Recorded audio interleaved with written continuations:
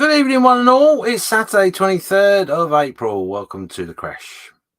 Hope you're well. Not a lot going on this evening. No, I'm fibbing. The lovely Steve's with me. Hi, Steve. How you doing? He's mute. I muted you. Sorry. I'm good, thank you. And how are you? Yeah, no, I'm really good. Really good. All fed? Yeah, same. I was just eating my tea a little while ago. Yeah, I was going to be in here to chat with everybody early, but food took precedence. Yeah, But, you decided to have a curry. You get No, I had boiled egg and soldiers. Yeah. Anyway, let's quickly move on to the chat to see who's in. Loads of chat. There's 13 people watching, so Mark Schlodd's in first. Saying good evening, everyone. Evening, Mark. Evening, Mark. There's a message there from me, but we'll skip past that. Skip past. Scotty's there saying good evening, ladies and gents. Evening, Scott. Evening. Oh, there's the lady. I knew there was a lady somewhere. Ice Queen's there saying hi, James. Hi, Sue. And Steve, I'm sure. No. Well, you know. Favoritism and all that. Dad's there saying evening, everyone. Evening, Dad. Evenings, Mike. Skullfish. Way! I've seen you for a little while. Evening, peeps. Always like a tutorial from the master. Oh, it's Luke on tonight.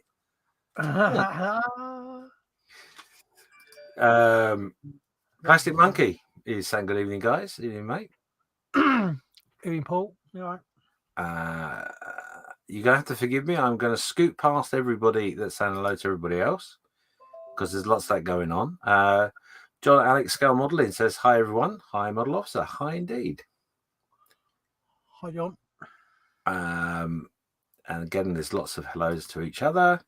Dominic's there saying good evening. Good evening again, Dominic. And lots of comments. There's Stuart there. It's a Scale Model saying good evening, James and the gang. Final day at work today for a week. Woohoo! Lucky so-and-so. I would say that, but I just had 2 weeks off. So. Harry's sorry, Harry. It's not Harry at all. It's Henry saying hello, everyone. Hi, Henry. Hi, Henry. Hello. Everyone's saying hello to everybody. And we've got Cannon Graham from Mongo saying hello, James. Hello, Steve. Hello, everyone in the chat. Yeah, no, that's the way to do it. The wonderful Ian Douthwaite is there saying good evening, everyone. Ian. Good evening, Ian. And Martin Cannon is there saying good evening, everyone, indeed. Hi, Martin. Hi, Martin. How you doing? Ian, while I'm thinking of it, as you're there, I will be contacting you this week to try and finalise when we're going to get you on.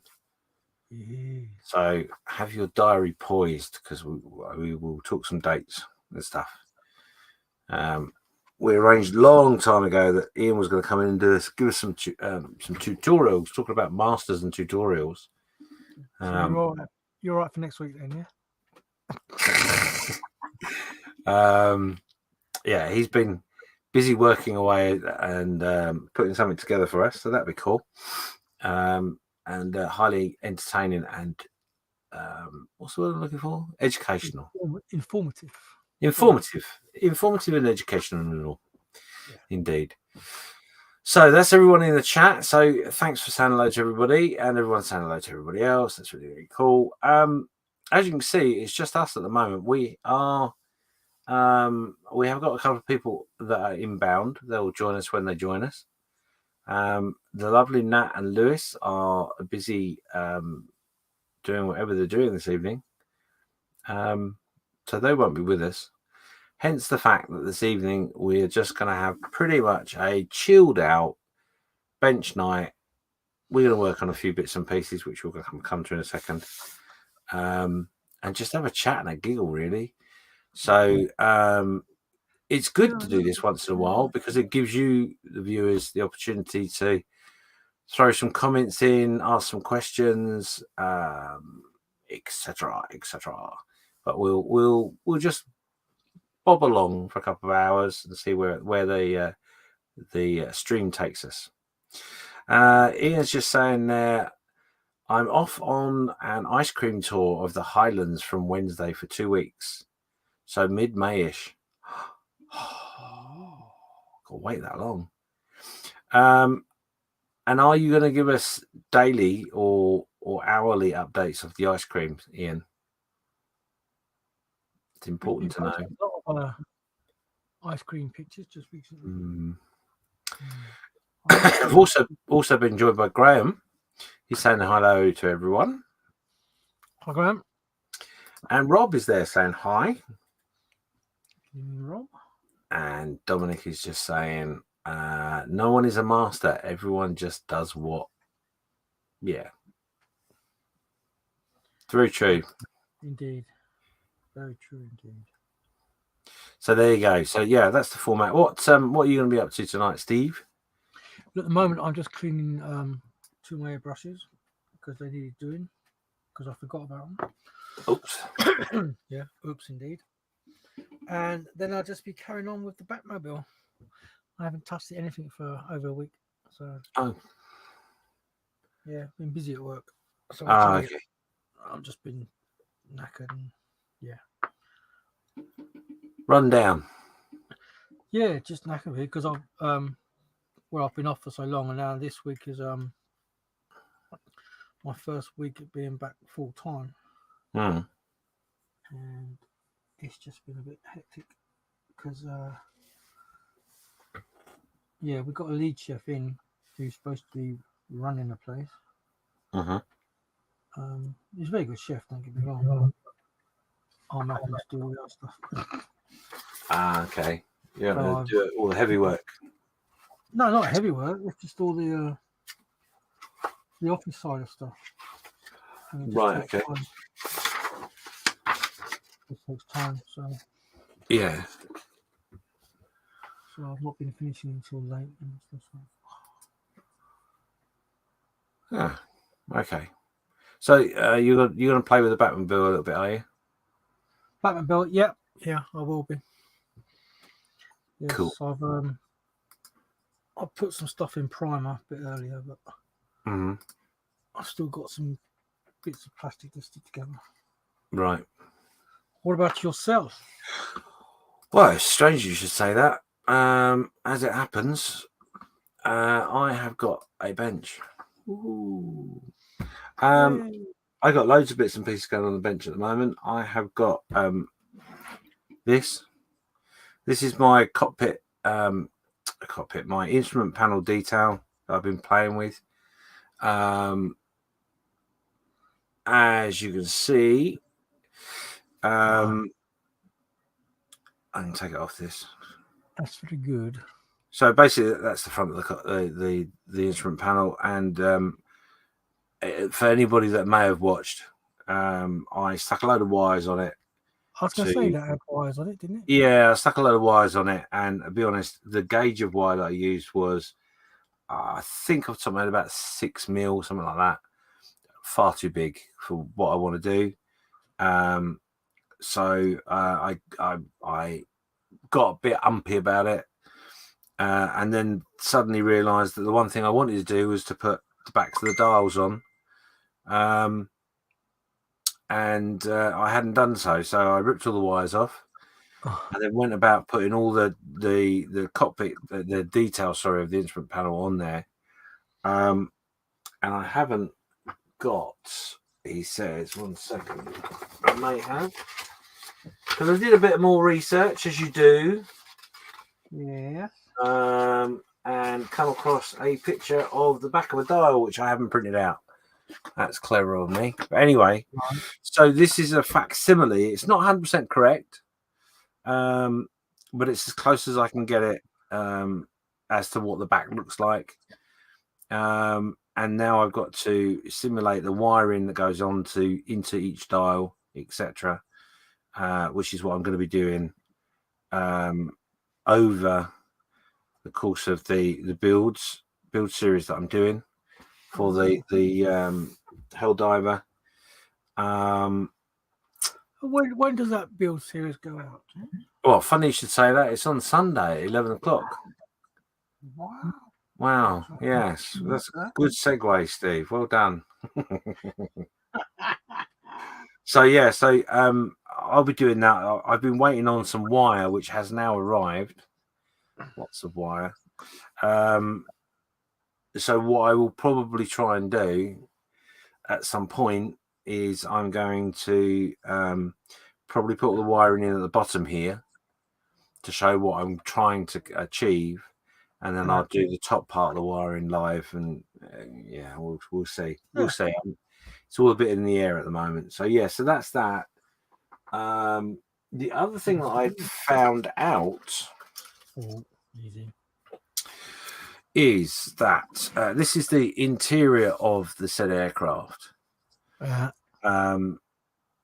which has got lots of bits and pieces, details put in here, etc. But now, being the incredibly strange person I am, I leave that like that. It should stay up, hopefully.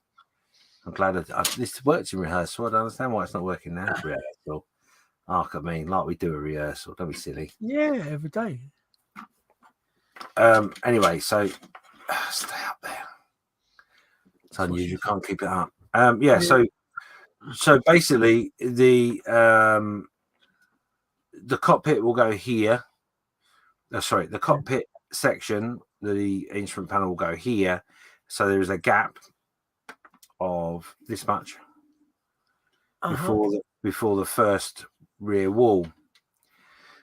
Then after that, at this point, goes the back of the engine that sticks on. But me being me, I don't want to do that. I don't want to do that. So what I'm intending on doing is taking these panels off on this part of the nose. Not all of them, some of them. I probably would take it all off and then replace the panels individually or something. I don't know. I've got to work that bit out yet. But the reason I'm talking about all this is because this is what I want to try and achieve. Oh my God, I saw that picture earlier. This is the back wall where the instrument panel is here. Yeah. And then there's this area here, which is the hydraulics tank and other gubbins. And then obviously the engine. So I've got the engine part. That's able to be left open. But I've got to try and recreate all of this bits and pieces. The framing, yeah. So this is all inspired by Joe. Joe's fault. And bless him, he watched me live last week and said, doing a good job there, James. I was like, yeah, thanks for that. And that was before I ripped all the wires off. So then I messaged him and said to him, look, I'm not being funny, but I think this gauge of wire is too big. I'm going to rip it all off. He didn't reply, and I was like, oh, never mind. He's got life. He's entitled to do what he's doing. So I ripped it all off, and then his message was, I quote, yeah, I was going to say something, but I didn't want to. I said, no, tell me, because this is what I want to achieve. Yeah. And obviously, this is going to have some panels on it, so you can see some of it, not all of it. So accuracy is not 100% because what I've found out in my research is this picture, which I'm going to go and try and recreate, isn't 100% correct. I was going to say it's not real, is it? No, this is real. This is real. This is actually a restoration that's taking place right now of the said aircraft. However, on a manual of the aircraft, the detailed area, this area in here that's detailed, isn't what I'm looking at. So I'm a bit confused by that. So anyway, but yeah, so this is going to take a lot of work, a lot of effort.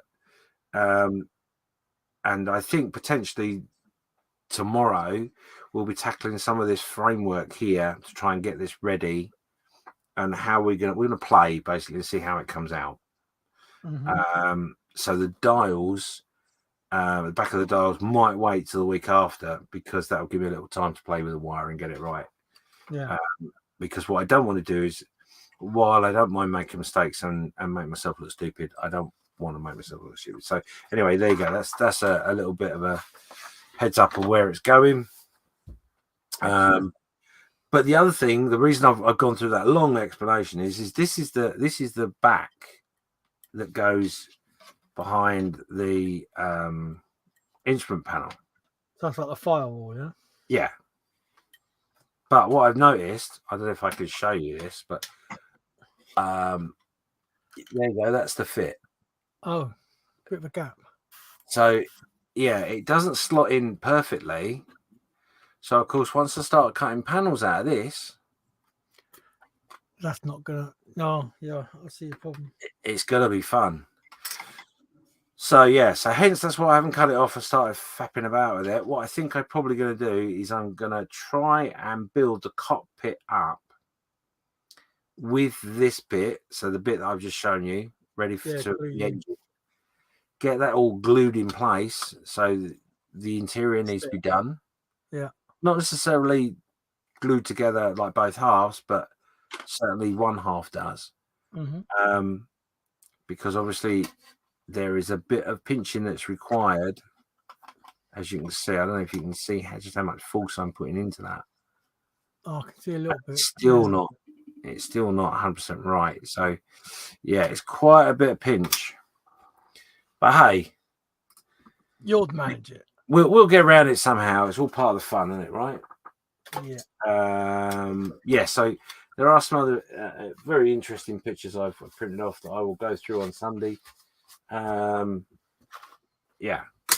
So that's that. I've got some other bits and pieces going on the bench as well. But we've been joined by somebody. Dun, dun, dun. But I'm going to make him wait.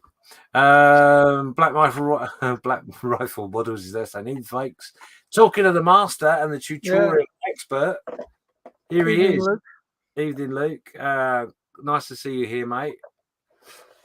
Luke, just why we mentioned it, I have posted. Sorry, I only just posted them yesterday, but I've posted those buffer stops for you. Work being a bit hectic, I hadn't forgotten. I just hadn't got around to it. But they've been posted yesterday, so you should get them Monday, hopefully. They're sent first class, so cool. Good. And you should receive some stickers as well, James. I've sent another lot. I've done that to the first lot. Richard Copeland's there saying good evening, everyone. Evening. Evening. And the lovely Chancellor's there saying good evening, all. The evening, Chancellor. There's no guest of thing tonight, so. No, there's no guest of thing tonight. Mind you, last week Matt was very, very, very easy on us last week. Was she? Yes. Right. Okay. Yeah. Not quite sure what that is. Fair enough. We've been joined by the lovely Archie. Hi, Archie. How you doing? Hi, guys. You all right? I'm all right. Not bad, mate. Not bad. I'm alive. Good man. Yeah, I've been a bit out of it recently just because I've just been so busy with work and everything. It's just not had a chance to get to the bench. So, yeah. Not a problem. What are you going to be working on tonight? Well, I've got this Academy Hetzer on the go. So I might be doing a bit of that, but I might be doing some touch-ups on my figure that I've been doing. So, let me zoom in. Cool. But yeah, there's a few little bits that need doing still, and as you can see, glossy. So, yeah, that will need a matte coat at some point. But, yeah. Looking good. Nice, looking good. Thanks. Well done, you. Cool. Okay. Well, I don't know if you got the memo, but it's just a build night tonight. There's nothing majorly planned. We will go over to the Creche and have a look at your work at some point. There is a post gone up. It only went up this evening because our admin girl hasn't been very good at doing the post recently. Excuse me.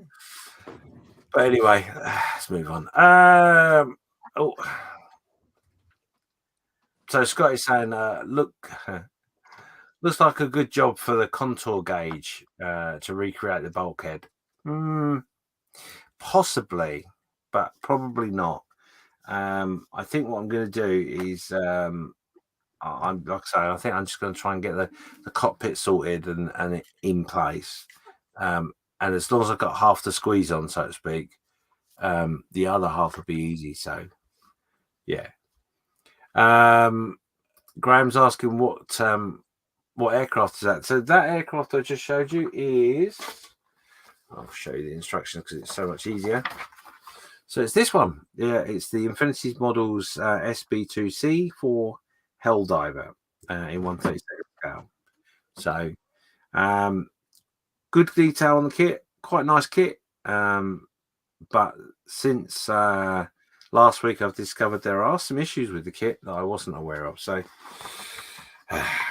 never mind, that's fine. So yeah, so I've got that kit. I've also got the Infinity do lots of extras to go with this kit if you want them, and I've managed to get one of these. So this is the folded wings additional set.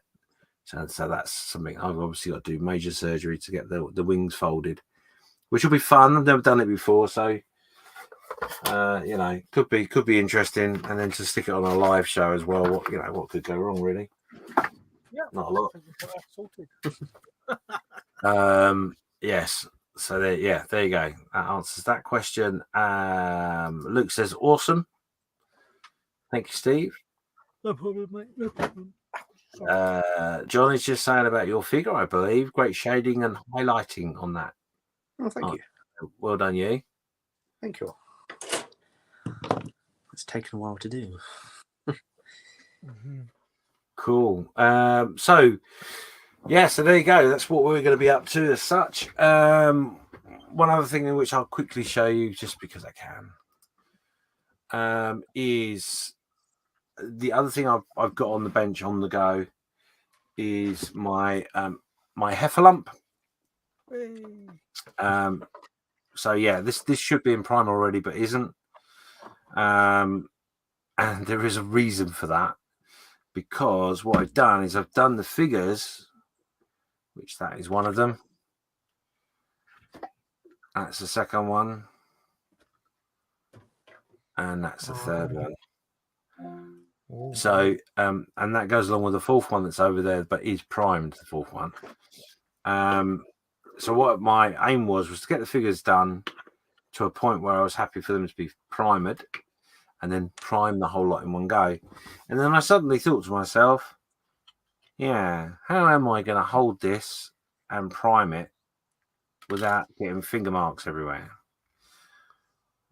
So my idea was I was going to drill into the feet and get some pegs in there, but then finding a suitable receptacle to hold said elephant in a secure manner, so like give it a base effectively, which will give me the ability to then paint and prime and all the rest of it without worrying it falling off the pedestal. Has given me a bit of a headache, so that's why it hasn't happened. So yeah, so I've got Have you not got a like turntable for your spray booth?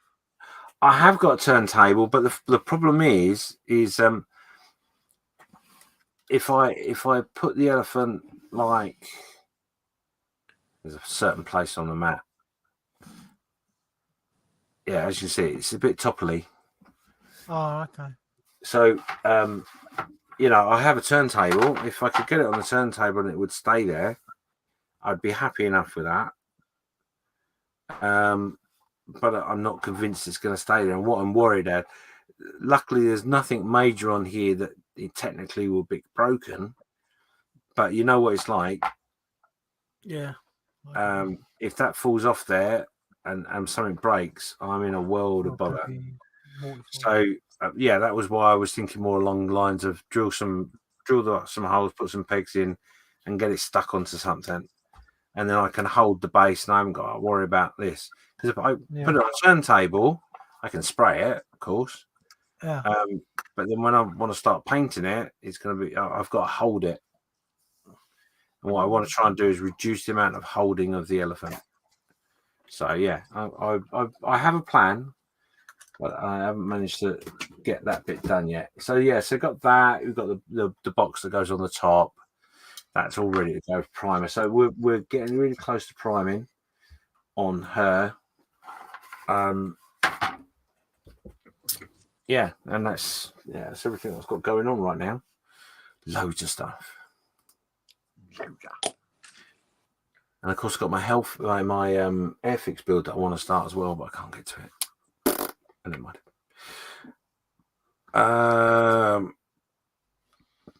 So as Graham says, was the aircraft used in Pearl Harbor? No, it wasn't. It was a carrier-based diver bomber, and this particular variant was the replacement for the Dauntless.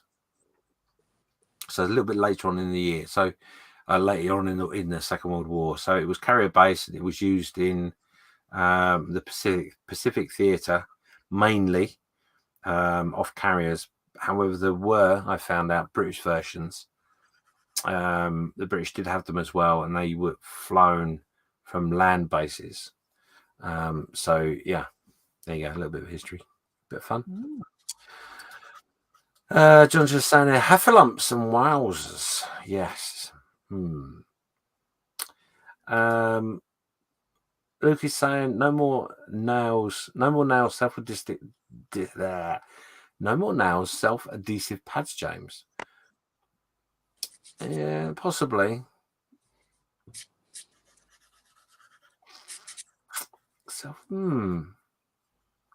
Okay, I might have a look at those. Try and find out. The problem, what it is, what I actually want is I almost want a piece of wood that I can hold the piece of wood, and then I can move the elephant around as I want to do. So yeah, we'll think about that. Graham said use kitchen towel to cover the turntable. Also blue tack the feet to it. Yeah, I've got some. These are in place with some tack, and I've got some of that, and it is very, very good. It holds stuff really, really well. But it's not cheap, so I don't really want to waste it either. So, but yeah, I'll have a look at the adhesive pads. That's not a bad idea. But I still think I'm going to have to use something to hold it, even if I put pins in. So anyway, doesn't matter. We'll figure it out. We'll get there. So 18 people watching. What are you guys up to out there in the watchy land? What are you got on the benches? What are you playing with? Let us know. Yes. What are you? Oh wow, look at that. So Luke's just saying that those pads he was talking about, they will stick to wood. Mass load is 5 kilos or more. Wow. 5 kilos is more than enough. Yeah. Wow. Yeah, definitely. Okay, yeah, I will check those out. That could be interesting. Stuart's just saying that had another addition to the stash arrive through the post today. The ICM Tupolev TU144 looks a lovely kit. Cool. Looking forward to you doing that. Skullfish is saying big dowel drilled into the back. Let you hold it. Hold it like a big heffalump icicle. Yeah. Yeah, no, I'm not gonna drill a hole into it, but by attaching the feet, what I thought was if I drill a hole into the feet, that'll then give me something to attach it to its base to start with. But then also, I can slide it off that and slide it onto a jig if you like. That's my idea. But we will Turn that off. We will give that. We'll give that some more thought. I'm quite liking the sticky pads. So, Luke saying a Rubicon King Tiger for me tonight. Oh yes. Oh, there you go. Yes, that does look phenomenal kit indeed. I was actually going to throw an invite out to you, Luke, but I know you're hiding that from everybody. So, oh well, we'll get you on. We'll get you on another time. Not a problem. Mark Scheller saying, elephant finds Tarzan taking a bath in a lake and asks, "How do you drink with a trunk as small as that?" Very good. Malcolm Charles saying, "Evening humans. Hope you're all well. On my bench, I have some new goodies purchased from the British Model Soldier Society show in Reading." How was the show, Malcolm? I've not seen any pictures from you. And more importantly, what have you bought? I want to know. Yes, indeed. Likewise. Graham's just saying, Luke, what size is no more nails pads?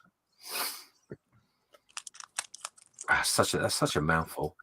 And he also says, just finishing off his 1/16 King Tiger, and then painting stage next. Oh wow, 1/16. Wow. Yeah, that is a bench and a half. I've got to ask, have you got a bench in which you can walk around? You're gonna need it for that one, surely. You are, yeah. Wow. Basically, remote control. Remote control. That'd be like wow. I would have thought so. Oh, I would certainly think it's got the option to. Yeah, if it's a Tamiya one, I think it can be. But... Yeah. So Ian says he's working in the 110 wheels required for his current project. Yeah. That is going to be awesome. Yeah. I think even that's surpassed his other stuff that he's done, so it could be interesting. Chancellor Sand, Revell, formerly Matchbox 172nd Canberra, PR9, to be built as another wall hanging display. Nice kit, but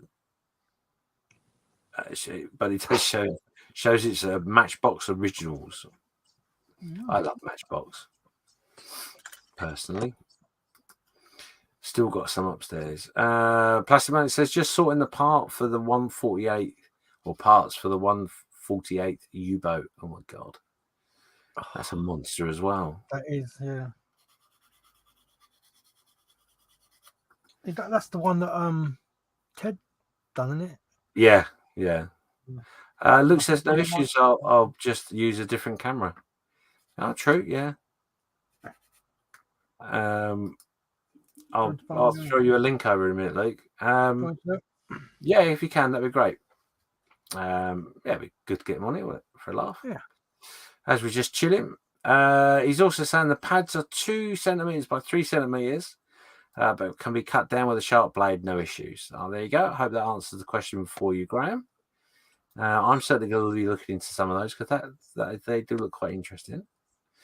And might resolve my problems too. Mark Edinburgh Modelling Man Cave says, "Evening all. Sorry I'm late to the party. I've been making and having dinner." Well, I don't apologise for eating. No. God, no.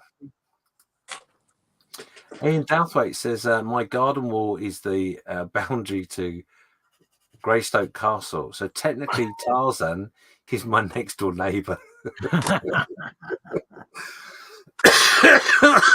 Brilliant. Does he like ice cream as well then? Just a thought. Does Tarzan like ice cream as well then? Graham is saying wardrobe as a bench might go RC to chase the cats out of my garden.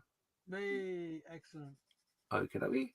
Skullfish is there. He's saying a Meng T90 with dozer blade currently on the bench. Awesome kit. Really enjoyed it. Yeah, lovely. Excellent. Very nice kit. And Chancellor Sand also took delivery of 5 Harrier kits from Hannout's today. Oh my god, really? The Harrier GR1, the Harrier GR3, the Sea Harrier FRS1 and the Harrier GR7, the Sea Harrier FA2, all in 1/72 for an upcoming group build. Lovely. Wow. That's a phenomenal amount of Harriers. Yeah. Good luck with that. What make are they? Let me know. That'd be interesting to know. And Graham's just saying, cheers to Luke. And talking of which, good segue. There he is. He's the man himself. Hello, how are you? I'm very well. How are you, James? I'm good. I'm good. Good. Yeah, I can just use this camera, mate. It's not a problem. No, okay, it's not a problem. No, it's not a secret. It's just I am doing it. It's not a video build, but I'm going to do a video series at various stages. Yes, a tutorial. It's a tutorial.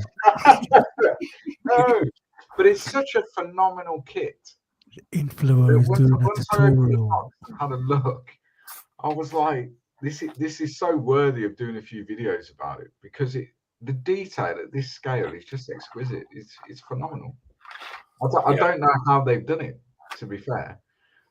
And at the price, I went onto Rubicon's website, and the price of their kits with full interior, and I don't know how they do it this well for that price. Yeah, at this scale, it's phenomenal. Yeah, it's a lovely build, But I'm painting all the ammunition, and you can imagine how small that is. So yeah, that's what I'm doing this evening, which is quite tedious, but it will be worth it in the end. So James, let me show you what I'm talking about. So in the UK, you can get these at like Poundland or wherever other pound shops are available. So they're these ones. Okay. So if you had one on each foot, for example, so they come, you get 5 in a pack for £1. Right, yeah. So they come like that. But obviously, if you cut them in half, one on each foot, your load capability on those pads is going to be in excess of 12 kilos. So it's more than strong enough. And they'll stick to anything. They're designed for like putting up pictures and stuff. Mm-hmm. And they just peel off, so they'll stick to anything. Right, okay. They're really, honestly, mate, they're really, really good. A lot of figure painters that are doing bigger projects, will use like you say, like a small wood base that they can hold without touching the figure, and use those to attach it without drilling it or anything. And attach it to it. And if you look at that metal Aquila, can you see that on the wall there? Yeah. So that weighs about 5 kilos ish, 6 kilos, because it's proper thick metal. That is held up with those. Okay. So yeah, they're phenomenal, mate. Honestly, have a look at them. They might work. You never know. Yeah, I will. And it saves you having to actually drill into it. Well, I'm not too fussed about drilling into it, if I'm honest, because what I would normally do with something like that is I would drill into the base of the foot, and I would put a steel pin in it. Yeah. And then that would then go into the base. Yeah. So I know it's got something to grip onto. So I'm not too worried about doing it, but what worries me is doing it.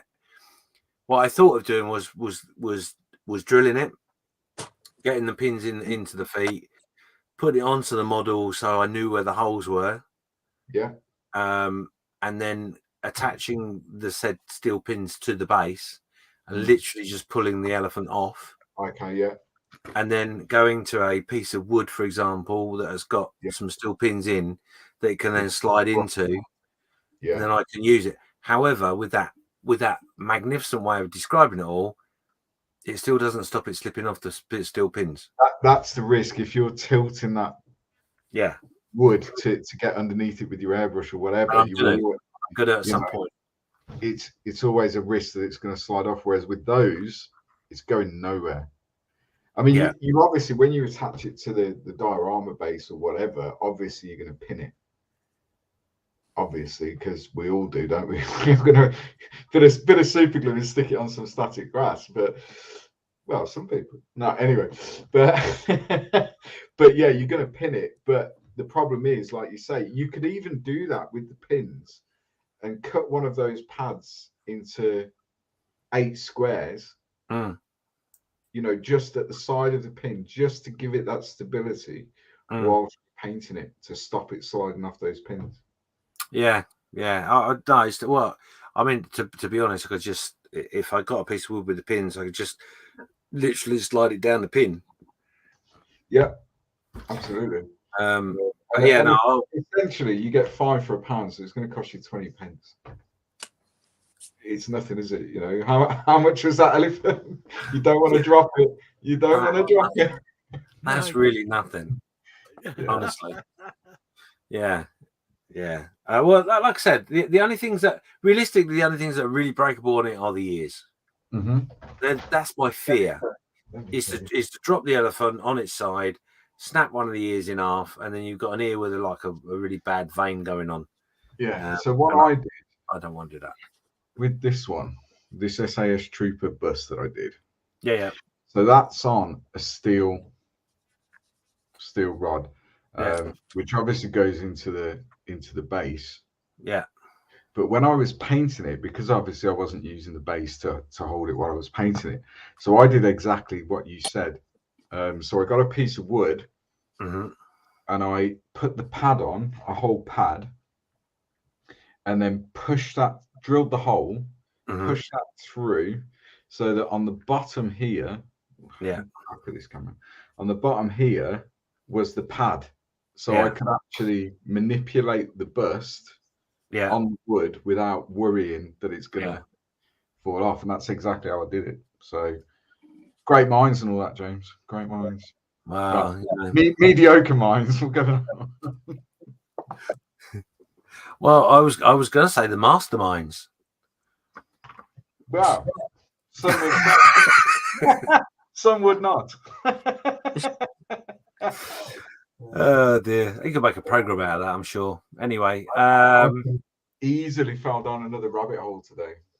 Easily. Go on. So my local model shop, and they're few and far between now, aren't they? We don't get many good ones.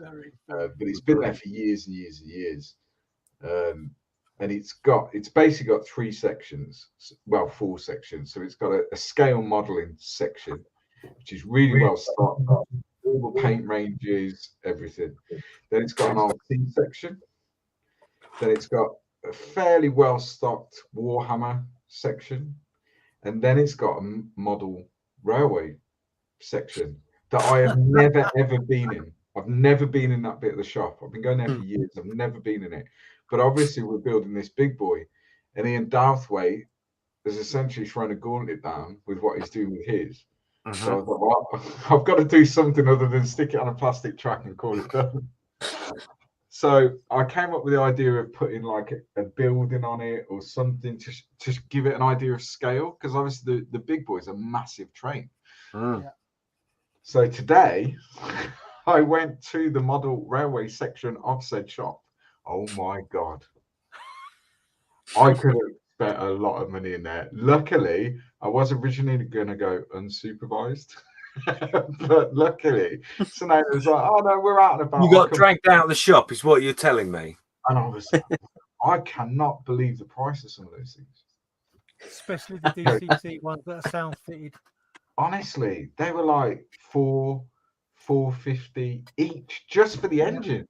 Just for There's the no carriages in it. That's just for the engine. Yeah. I was like, wow. Yeah, phenomenal. DCC ones that are like sand coded a lot.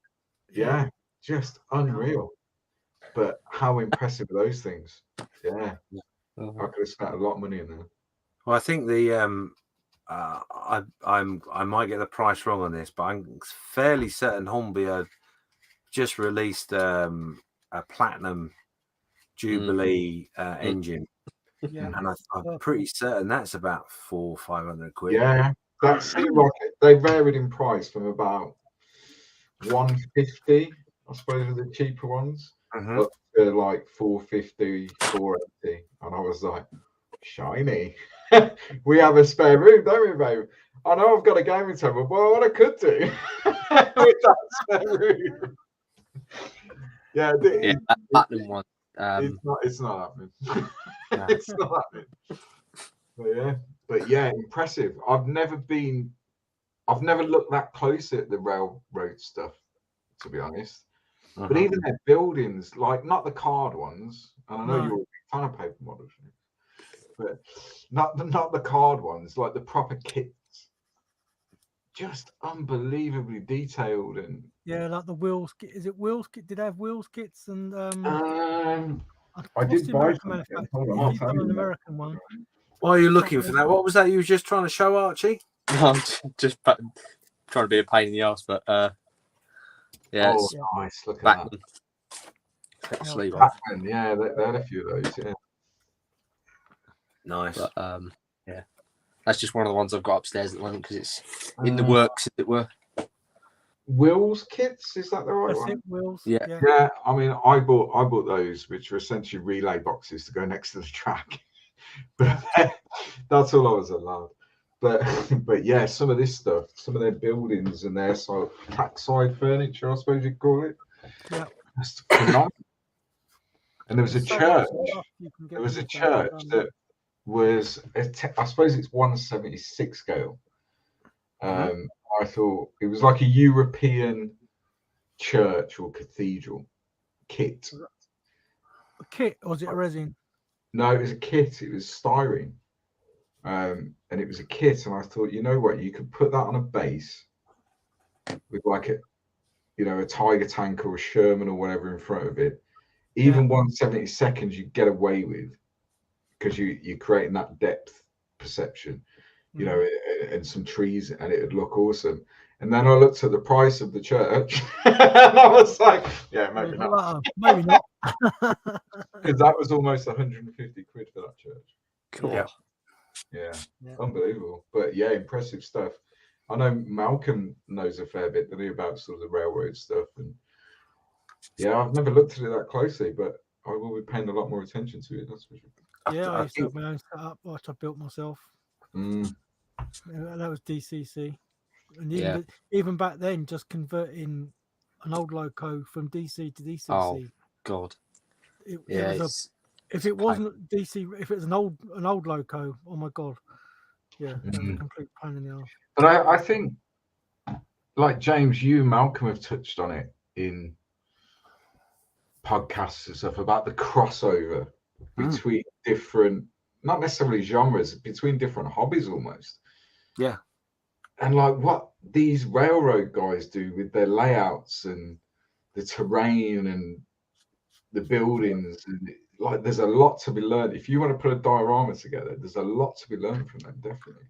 Yeah, I mean, I find it quite amazing if you think of the amount of scratch building that's involved in a layout. But yeah, they go and buy buildings. They don't make them.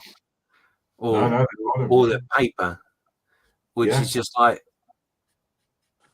surely there's stuff that we do, or certainly stuff I do. Yeah, you could recreate stuff.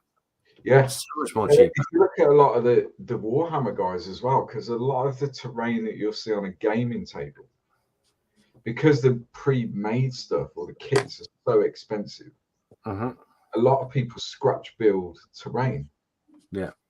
Oh yeah, the Games Workshop stuff's really expensive. Yeah, it's ridiculous, and you don't get a lot of it. And if you've got a 6x4 table, you need a lot of terrain to put on that.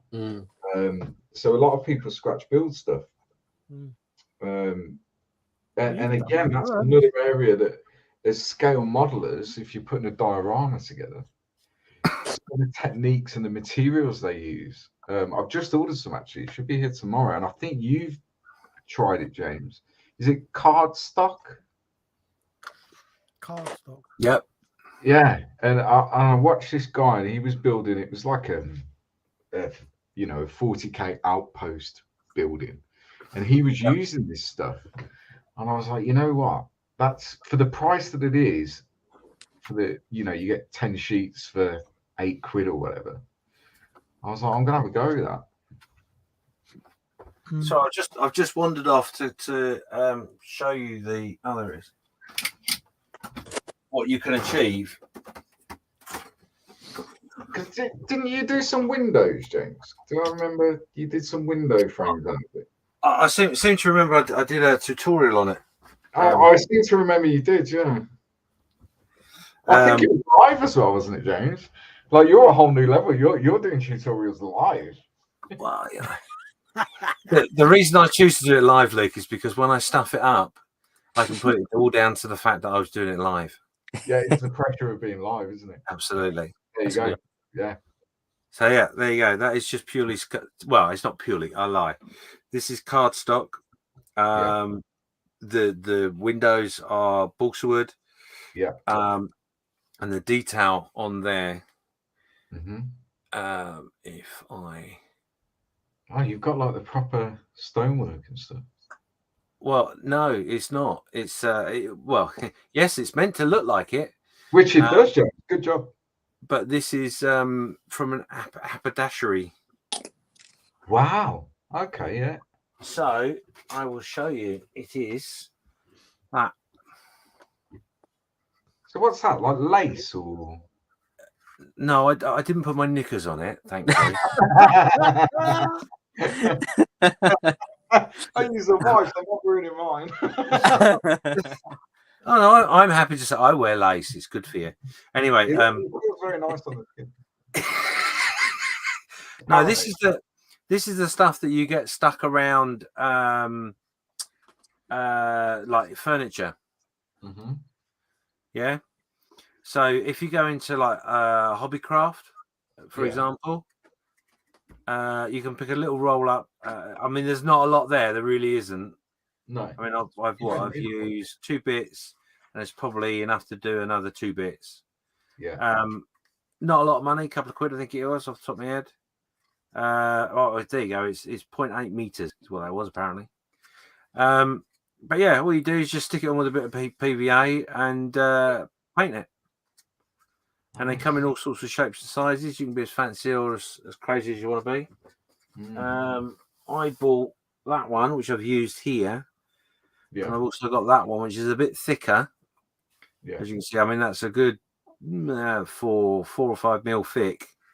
Yeah. So you'd have to adjust your stonework or card work to hide that fact. But that gives you a different design. So yeah, it's a piece of really easy to do. Chose my words. So, other than the window frames, yes, on that piece there, is that all cardstock? This is not. No, this is balsa wood. No, other than the frames, but the rest of it, the stonework and stuff, is all. Oh yeah, all this is. Oh yeah, all this is just a card that's stuck on top of card. Yeah, that's all it is.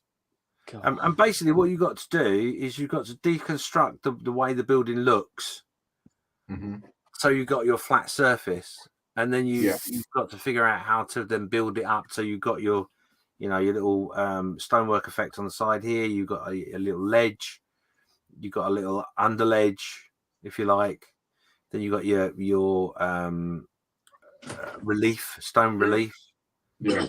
I mean, even this bit here on the door, I don't know if I can. Let me get that in a little bit tighter, if I can. I am having a problem with my Zoom this evening. So yeah, even the doorway, all that. The only way that's done is just by literally flat surface, couple of pieces on top.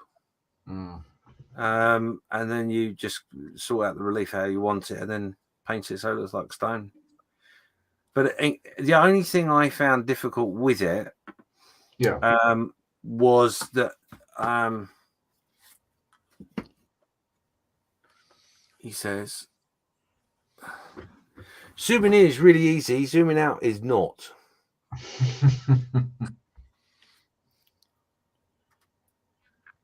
God, come on, really?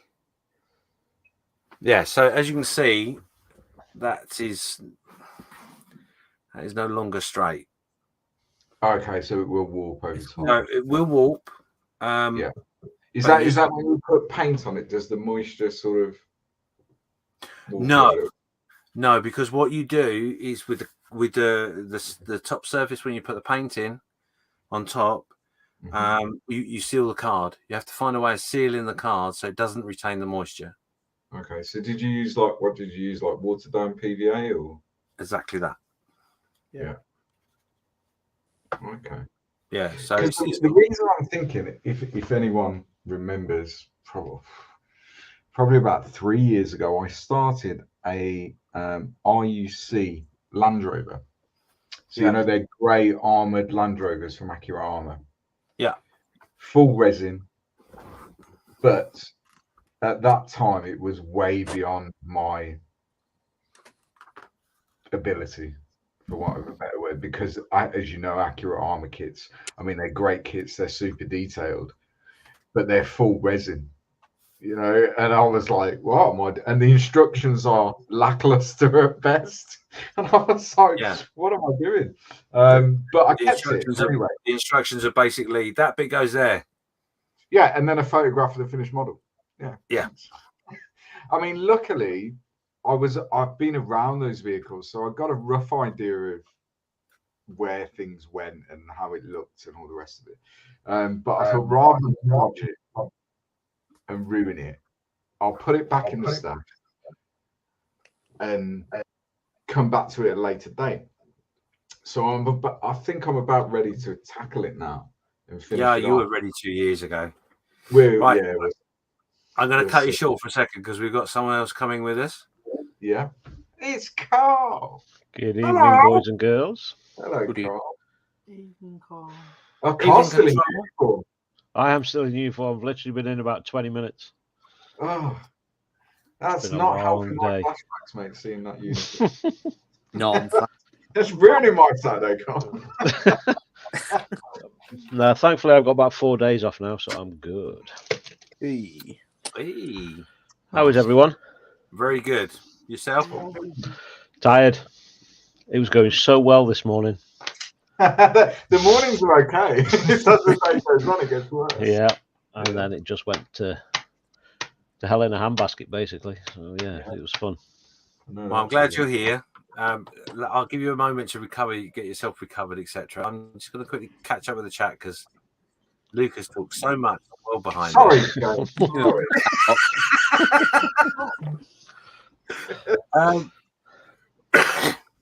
I'm going to kick him out if he carries on. With Jack Daniels in it. Nice. New flavour. Oh, yeah. Richard Copeland saying just primed the interior of the HK model's Lancaster nose art. Touching up any missed bits. Nice. Graham is saying that James, my tank, the Tiger One by Hobby Boss. Nicely done. That'd be a Panzer Kampfwagen. That's what I do like to use the abbreviations. But so Charles was saying all Airfix apart from the GR3. That was going back a while now to the Harriers. So the GR3 is Italieri, the GR1 is Belsize, the GR3 and Sea Harrier F RS1 is Falklands, and GR7 and FA2 are from the Balkans. Nice. Is your GR7 Airfix as well, Chancellor? Because I built that, and that's a lovely kit, 72nd. Yeah, all of them apart from the GR3, which is Italieri. So yeah, it's a lovely kit.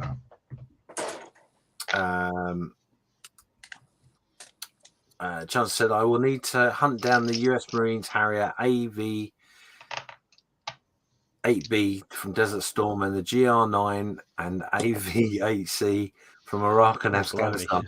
Jesus Christ, does he really? He knows how I read this. He's doing it on purpose. But no, good. Yeah, Chancellor, there is, I forget the name of the company, but there is a company out there that do an aftermarket conversion, because that's the one I built. So we use the Airfix GR7 as the base kit, and they do a resin aftermarket kit. I'll find the name of the company and I'll put it in the mess. That do a conversion kit to convert the GR7 into the GR9 from Afghanistan, and they give you the upgraded weapon pylons and weapon systems and stuff. I can't think who that is. There is. There is a company, but I can't think who it is. Yeah. So Graham's just asking there, Rich, how are you finding the build with the HK kit? That's must be 4 foot wingspan.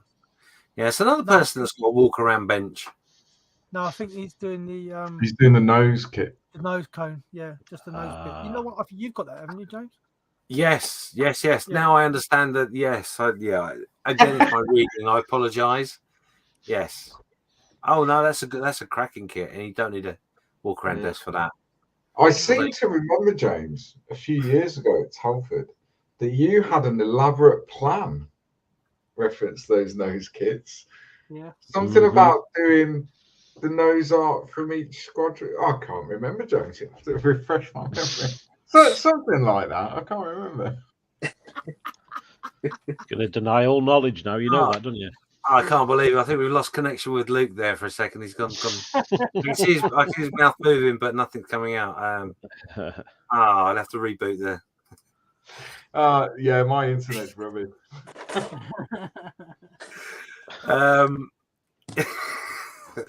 Yes. So Chronoman is in the house. Hello, Chronoman. Move on very quickly. Ian Douthwaite saying, Luke, I have been looking at diorama stuff with vehicles, etc. I am £80 in so far. Yeah, I mean, I dropped about 60 quid today, and if that makes you feel any better, on stuff to put it on a base. And it comes with the track in the kit. I don't understand where you're shopping for this stuff. Dominic saying rail stuff is expensive, but I use it for dioramas, static grass, sand, gravel, etc. Yeah. I saw your barn dio, Dominique. I think I saw that yesterday. That's amazing work, that is. Really cool. Yeah, very beautiful. Malcolm Charles saying that flip that wargaming table over behind you, Luke. Plenty of railway layout space there. 7x4 actually. Yeah. If I were Engage, I could put a lot of trains on there, couldn't I?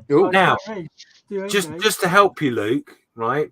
They do these sticky pads. You've got all that dio stuff. Do you know what?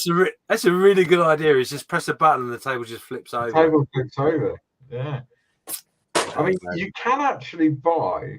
There is a company that produces a table that does that, a gaming table, so that you can have one side would be 40k, and the other side of the table would be what they call Age of Sigmar, which is more the fantasy stuff like wizards and dragons and all that sort of stuff.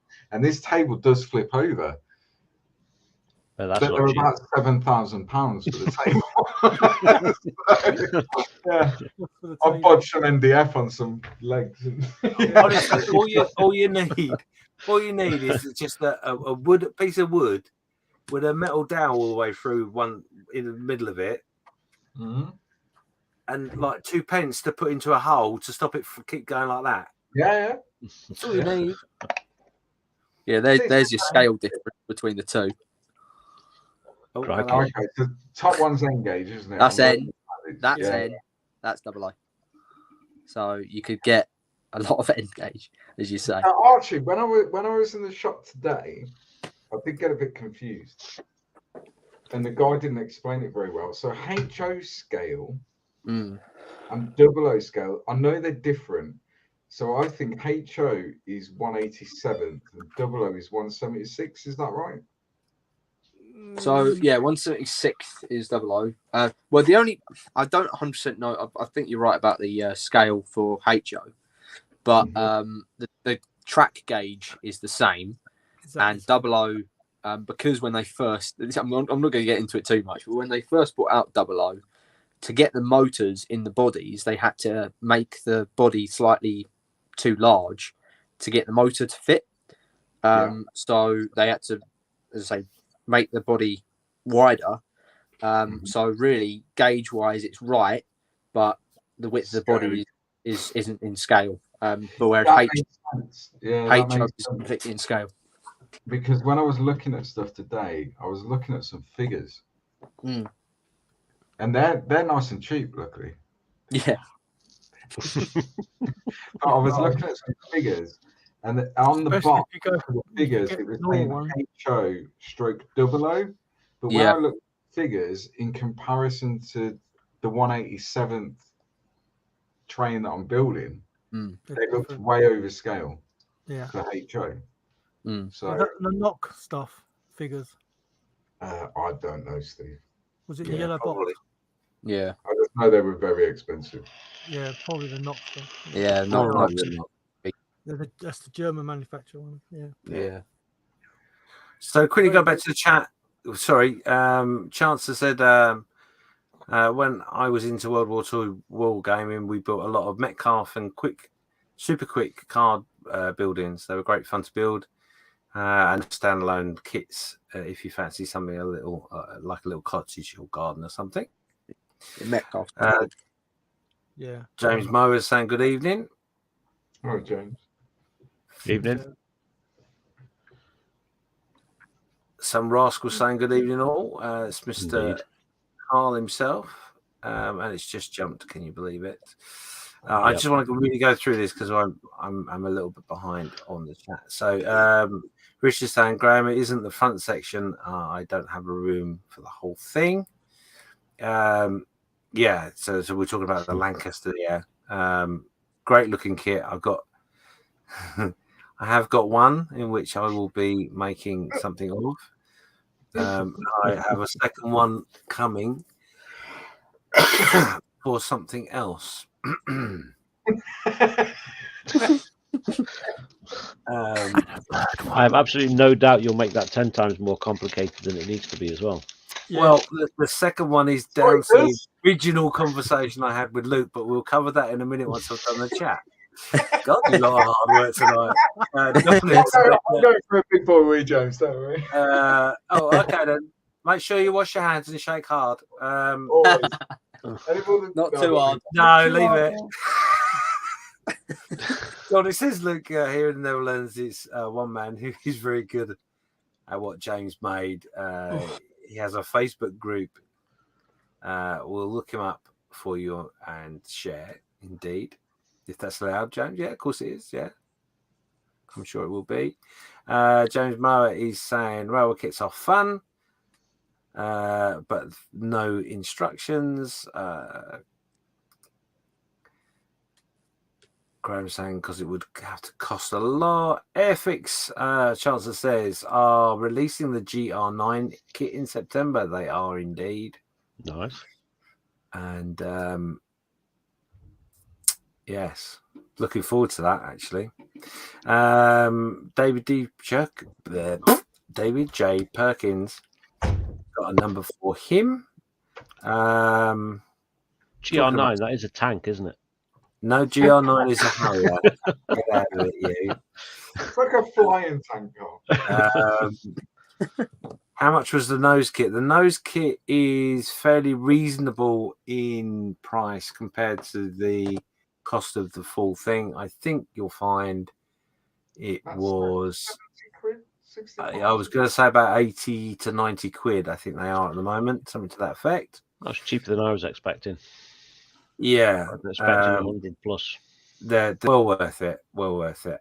James Moore saying HO and 00. It's complicated. Not as complicated as P4. Try Z gauge. Yeah, that might get it. And the last comment there is, James, did you mean shake, not stir? Yes, no. I didn't see any slices of lemons or olives going with him, so I would assume it was a shake, not stir. It'd have to be a very small cup if I was stirring it. I can go, James. It's fine. I thought that was the whole idea of putting the olives in to make it look like it was a small cup. Anyway. I was not prepared for this tonight. Oh, yeah, the original idea. Yeah, it moved along since then, Luke. In fairness, but I do want to do the original idea, but I need to find a really good artist first. and then go and see them and go, "This is what I want you to do," and then we'd go, yeah. Then I'll be able to do it. So, but yeah, we've moved on dramatically since then. I may know someone that can do that. Oh, okay, cool. Yeah, I'll happily have a conversation with them. Yeah, because do you remember a while ago, and I had someone on my channel called Amy who does stuff on Instagram? Oh yeah, of course. Yeah, but she's a figure painter predominantly, but she is a phenomenal artist, both with sort of pencils, paints, all mediums. She does some phenomenal stuff, and she'd do that for you. Wow. Yeah, I might drop her a message actually. If she's up for the challenge, why not? Yeah, that's pretty cool. Yeah. Richard's just saying there that the nose art kit of the Lancaster is about £70 now. Yeah, it depends where you go. It's around that mark. Yeah, but I was actually looking at them yesterday. The nose art, the nose kit, not the big one. Yeah. Because Sue and Mike Manson are doing a Lancaster group build, and everyone's doing like a 70-second Lancaster or whatever, and I thought I'll do something different maybe. Don't fall down that trap. And that would be ideal, wouldn't it? That would be ideal. Don't fall down. And we could build along together, James, couldn't we? No. Do you think about that?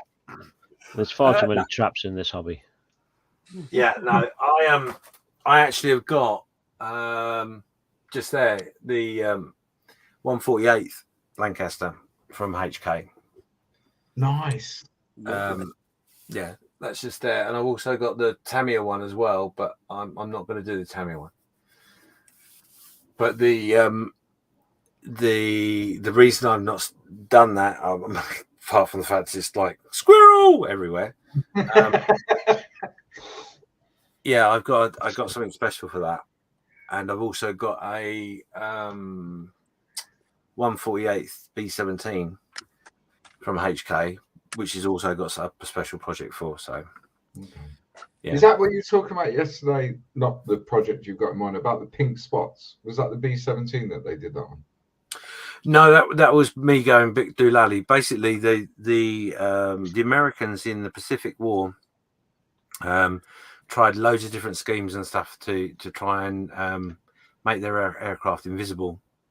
And I think at some point either someone just was smoking something very strong, or they just lost the plot, because they started doing all sorts of really crazy schemes, and one of them was dots. They decided that dots were something that would make their planes invisible. So you've got pink aircraft that were pink with yellow spots. You've got aircraft with is that sky blue pink with yellow spots?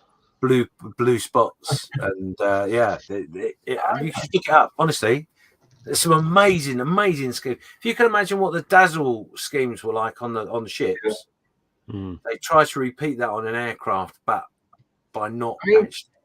I guess it makes sense, pink, depending on the shade of pink, because in sunrise or sunset, particularly in hotter climates, pink is actually a very good color for vehicles to blend into the landscape. Yeah, well, if you think of the aircraft they use for, thank you. What's the next thing? I know it was pink. It was blue. Yeah. There was a pink Jeep as well, I think, wasn't there? Pink Panther, yeah. I've got that kit. I haven't built it yet. Yeah. Yeah, I've done that as a video build series on my channel. Yeah, I've seen it. Shameless plug. Shameless plug. Yeah, we've got that kit over there as well. But so yeah, all it was, I was thinking of those schemes and thought, oh, that'd be brilliant on Lancaster, and then went because I thought, I've got to find a picture and send it to her because she'll think I'm trying to Mickey otherwise. and I couldn't find one. I couldn't understand why, and then I suddenly went, "Oh yeah, it's wrong aircraft, you idiot." So did they put those on B-17s? Was that the aircraft they tried on? B-17s and Super Fortresses, I think they put those sort of schemes on, if I remember correctly. Oh, look at that! Because that's quite an interesting subject, isn't it? To do, you don't see those. Yeah, you see them very rarely. Very rarely. I'll That was kind of the point, I suppose. I will have a look. Yeah, that's quite interesting. Let's see what you did there, Steve. Did you? Oh, you weren't Yeah, I got that, Steve. It took me a while, mate, but I've caught up. Oh, nice. Yeah. Maybe. So I'm just having a quick Google. Google is your friend. Google. In that nose kit, James, does it come with a transparent fuselage or is it solid? I believe there is the option of both, maybe. Because I seem to remember at Telford when they had it, they had that nose kit built up, didn't they, on display? Yeah. Before it was released. With the big mock-up of the original, the whole thing. But I seem to remember a transparent fuselage on it, so you could put like the crew in it and be able to see into it. Yeah, I think there was actually.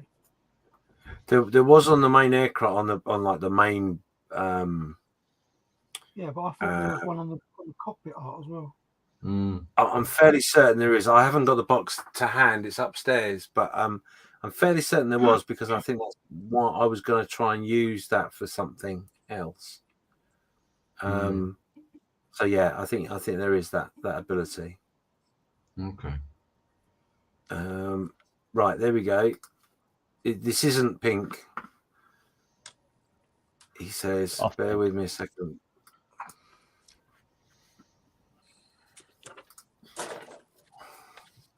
Crashing buttons. Da, da, da. No pressure. No pressure, no. So there we go. This is what? Yesterday. Ah. Crikey. Ooh, does that come up? Yeah. Oh, there you go. Right, yeah. So there you go. So, for example, you've got the toothpaste look.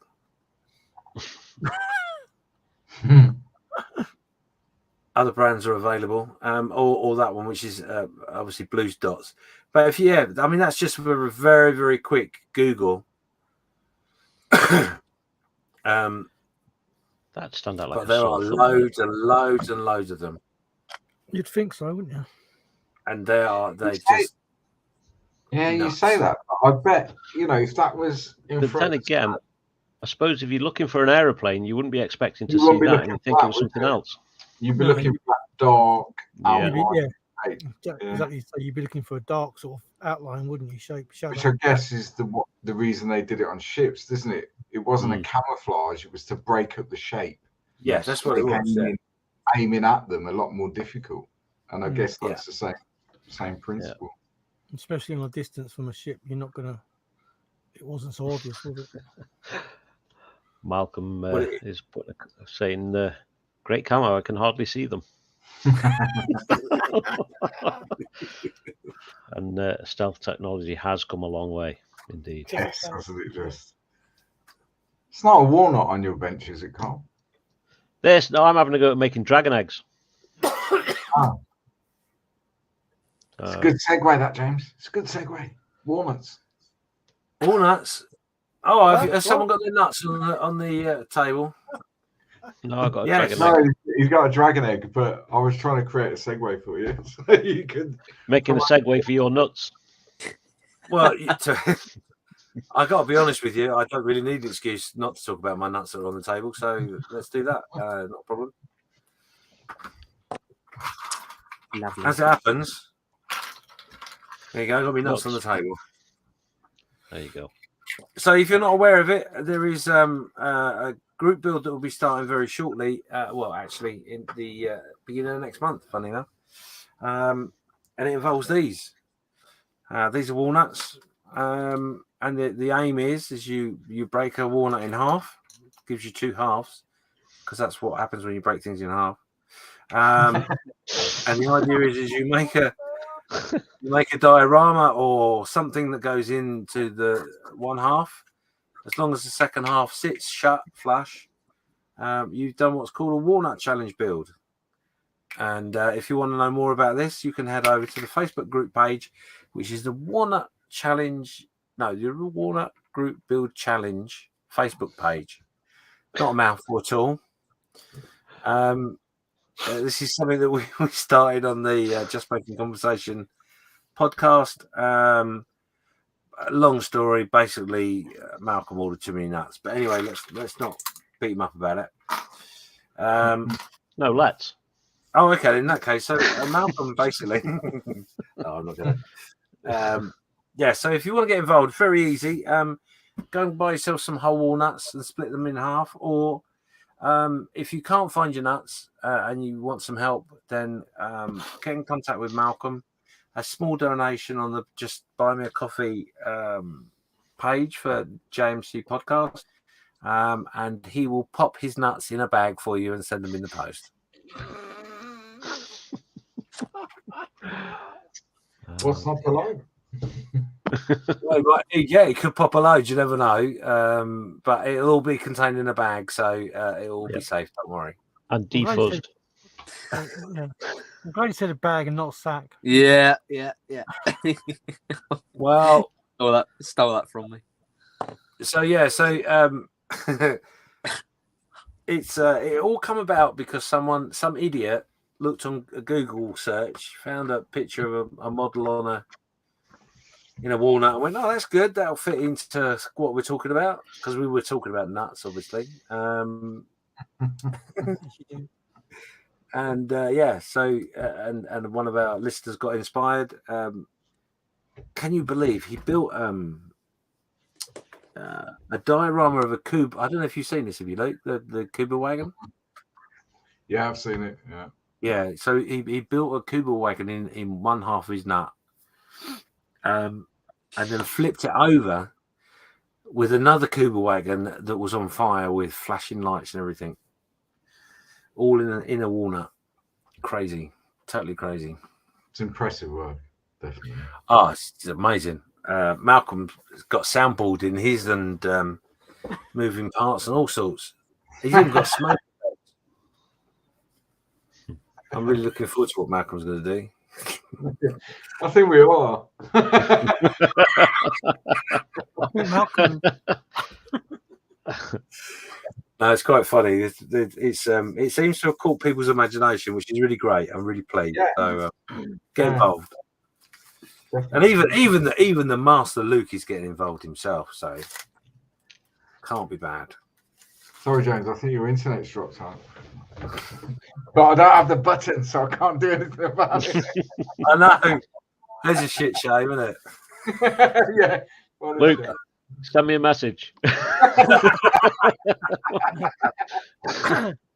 Luke, send me a PayPal. So, yeah, just to remind you all, there's 23 of you watching. If you haven't done so already, pop over to the Saturday Night Creche Facebook page. There's a poster pinned at the top asking to see what's on your bench. So if you haven't done it yet, you've got another, let's give you another 10 minutes or so, maybe less. I don't know. We'll see. Depends how I can count. I'm not very good with numbers or speech, so anything can happen. Pop your work up, and we're going to go over and have a look at that at some point. Steve, do you want to have a go at that? Okay.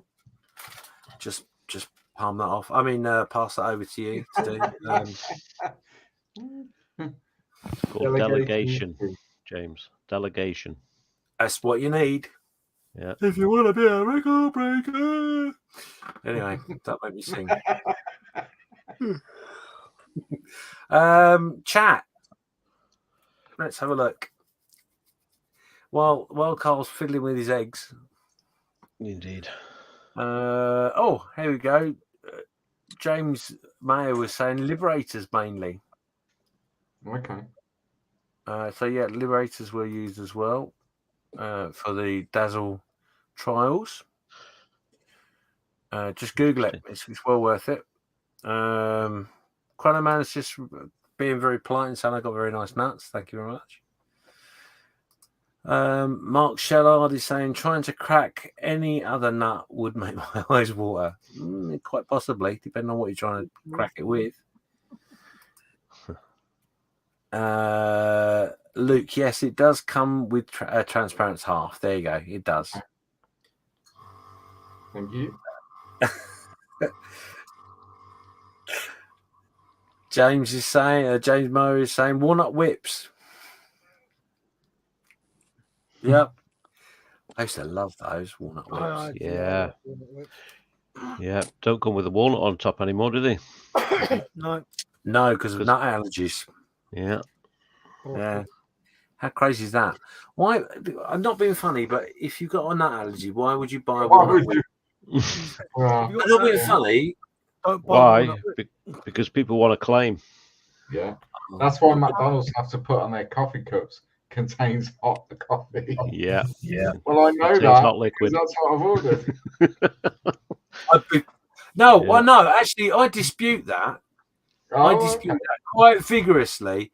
When I order a coffee at McDonald's, it's always Luke bloody warm. Well, there you've got a case because you can say this should contain. Yeah, it says it's hot coffee. It's not. Look, I can pour it over myself. I haven't burnt myself. But that was all because someone did burn their tongue on a coffee and sued McDonald's and won. So now they have to put on their cups.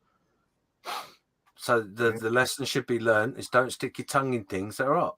It was an old lady, wasn't it? That was poorly timed. I'm not even going to comment on that. I didn't even intentionally do that. There you go, folks. For all your walnut whip needs, speak to Malcolm. And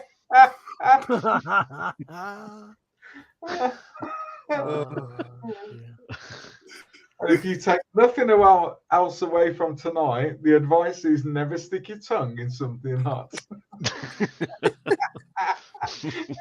Brilliant, James. We'll make random comments just at the wrong time. Random? Oh, I'm so sorry. No old women were hurting or harmed in any way during the production. Can't blame me for that. Nor were nuts or any other burger facilities. That's the thing, Archie. Yes, we can. Yeah. I'm used to that at work. I don't need you guys doing it. Oh dear. I'll let you read Quanoman's long statement out, Karl. This one. That very long one, yeah. So Quanoman's saying, so when someone asks what I did this week, well, this weekend, I could say I watched James put his nuts on the bench for me to have a good look at. But it's okay because he did it on the camera over the internet. And it was free. Have you got your socks on? I'm not being funny, but that sounded all right up to a certain point, and then it went terribly wrong. Did we expect anything less? I'm just going to stop talking, I think. No. Black Rifle's lost his camera. Indeed. That's all right. He'll be back. He's probably internet tripped or whatever, but he'll come back at some point. So there we go. Yeah, so let's give you another 5 minutes, and then we'll pop over to the Uzma flip. Steve, is that all right? Yeah, I'm good to go. So. Okay, all right. So what do you think? It's just a mock-up, a quick trial of trying to make a dragon egg. That's pretty cool. Nice. Okay, so how have you made that?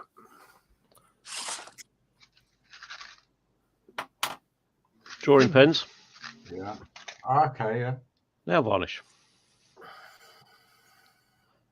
Little foam eggs. Polystyrene eggs from, well, I got these ones from Amazon, but you can buy them at Hobbycraft and places like that. All shapes and sizes. So the good thing is the drawing pins hold themselves in. Once you start putting them in, you've only got to glue the top one, the last one that goes in. So yeah, so give it a go. How big's the dragon? Oh, it's only about this big. Lisa does fairs and stuff with all the stuff she makes and whatnot. So I said, "Oh, what about these?" So I saw someone doing one. Yeah. I thought, "Oh, let's see if I can make one. See how hard it is. See what materials are required, and then if they're reasonably cheap to make and easy enough to make, then I'll just make a pile up for selling on a stall." So yeah, I saw she had set up a stall today. yeah, she's been making picture frames with family names and all that kind of stuff in it. So. Yeah, today when I was falling down the train rabbit hole, in the shop we were in, they got, you know what Lisa did with the, like the greenhouse and the rooms. Yeah, they got some of those on display, and my missus was quite interested in those. Yeah, they're pretty good. Like, there's loads to choose from as well. Yeah. Steph's Lisa makes them as well. Yeah. She's made several, so. Yeah, they're quite cool things. So Graham is just saying that. Oh, hello. No, don't move. Oh, Steve's getting himself ready. Sorry. Press that button. Graham's just asking Richard. I've seen it. The kit looks smart, and to finish it off, it wants LEDs to light up for dark nights. Yeah.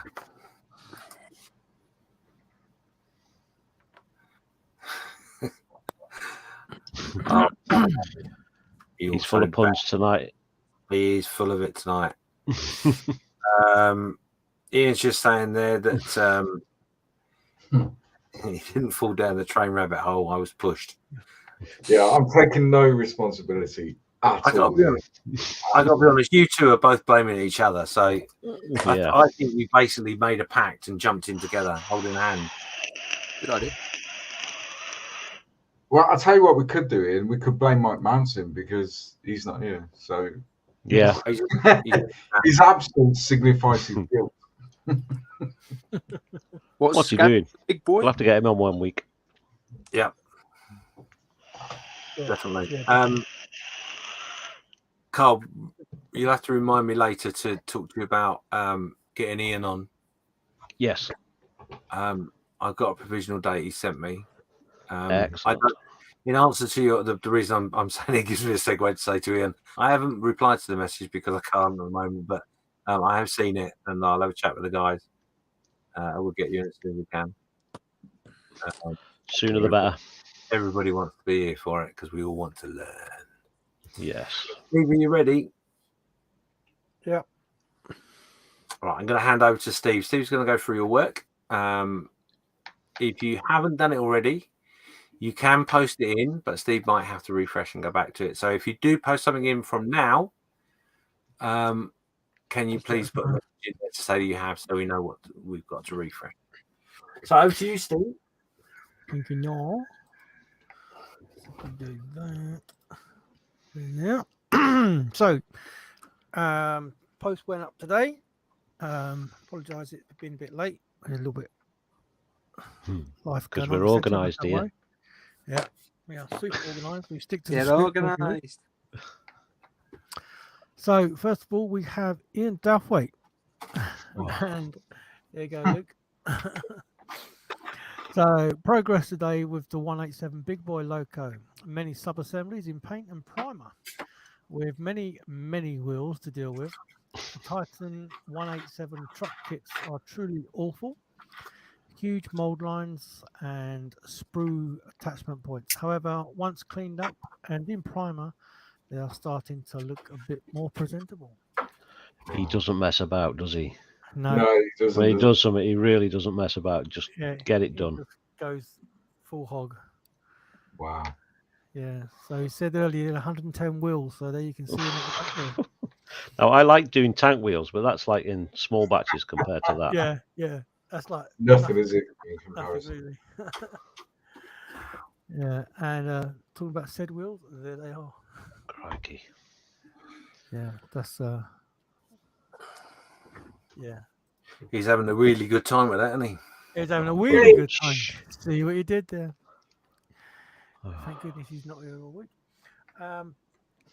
There he's got him in the spray booth with the red, and I presume that's the chassis at the back in black. Nice. So yeah. Yeah, it's going to be awesome. It is. Yes, It's going to be it's glorious. Yeah, you can see the big boy sitting in the back there. And I think this is Ian's talent. So we're all building this kit. Yeah. But then Ian takes a kit that yeah, 20 quid maybe. Yeah. And then he just turns it into something phenomenal. Yeah. Like he has that foresight. You know, Yeah. he's like, right, I'm going to do this. I've seen a photograph. I'm going to do it. And he does it. Yeah. And he does it so well. Yeah. Well, look what he did with the 48-hour build. Yeah. You know. He's pretty much taken the big boy and made it a big boy. Yeah. Literally. Yeah. Absolutely. He has got a diorama bug though, hasn't he? He has, hasn't he? Yeah. I don't know who pushed him into that. Yeah, we won't say. So we have here Mr. Mark Ewing, or Mr. Ewing, as Malcolm likes to call him. That's very nice. This is just finished the Revell 124th Dodge Challenger 70, an old 1983 kit that is showing its age and horrible decals, but fought through it, and it's turned out pretty nice. I think that has. Yeah, that very nice. Remember the last great save on the decal light. Yeah. The massive gap here. And I'm gonna be all around. I forgot to do this, but yeah, there was a thing there. He had a big thing, but he's sorted that out big time. And it looks well. I think the wheels are done really well as well. I don't know what you use for the wheels, Mark. I'd love to do cars, but I can't do clean. I can't do shiny. No. I'm doing one at the minute, and I'm struggling for exactly that reason. To do clean, you can't hide a thumbprint on shiny. No, definitely not. No, I've only ever done 2 cars. One was a part build, so it's shiny anyway. But then I tried with that 4K stuff, and then I built one car, and that was for the Sam McCord appreciation build, way back. Yeah, that's going back a while. Yeah. I built one, and it didn't finish. Yeah, they're it's a whole new skill set. Yeah. Just like look at the roof of that, you know. Yeah, but what I like about that, you got the shiny roof, but then you got the matte. The matte bonnet. Yeah. Yeah. I think that really sets it off. And I like his little display case he's got there. It's, quite a few people are doing them now. I think they do set it off, don't they? They do, yeah. They frame it, don't they? They frame the wheel. Yeah. I shouldn't have done it this way, but hey ho. Oh, but there's the engine as well. Look at that. It's even got the shiny on there as well. And they got in bonnet latches as well. That's really cool. Yeah, it's very cool. Yeah, it's very nice. So. I think, did he use bare metal foil on the? Yeah, he did. Yeah. Yeah. I think he did.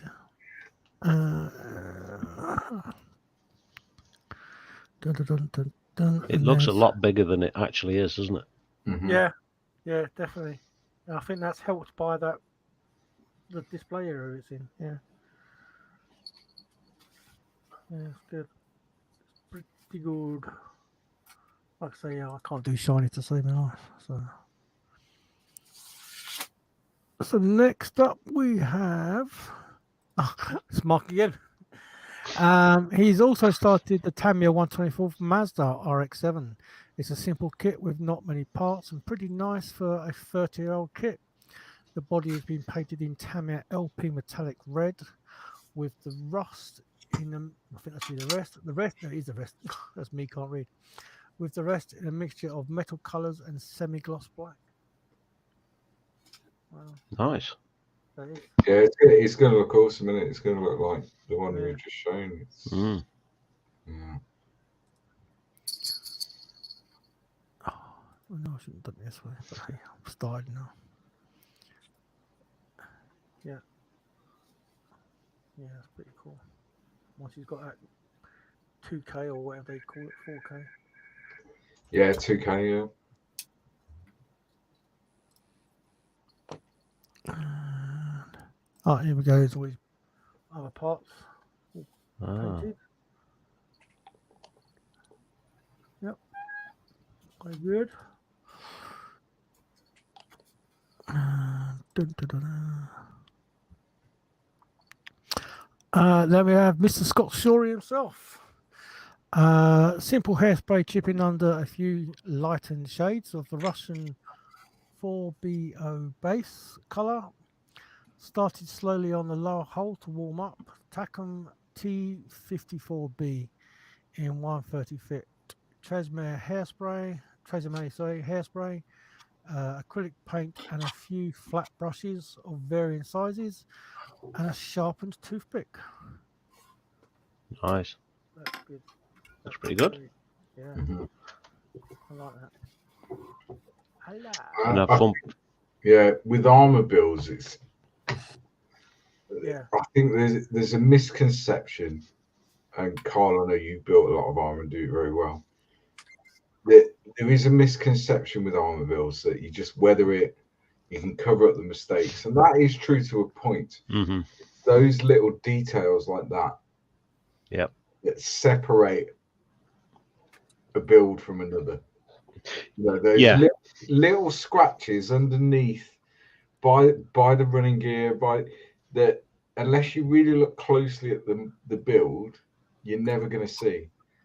No, it's one of those things that if it's not there, you notice it. If it is there, you don't notice it because it all looks natural. But it's that separates, you know, one armor build from another. You haven't just covered it in mud. You've actually taken the time, taken the effort to actually go to town with the chip in. Yeah, very nice. Very nice, Scott. He's going to have fun painting the log on the back of that. Oh, yeah.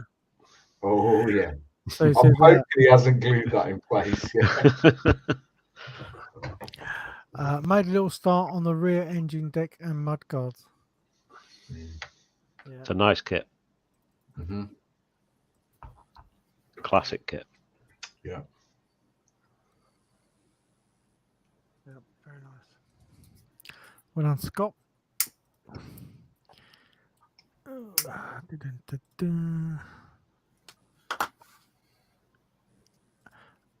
We got Len Zin. Excuse me. My current build just started is the Revell, formerly Matchbox 172. Oh, this is what he was talking about earlier. The 172 Canberra PPR9. Plan is to do another wall hanging display.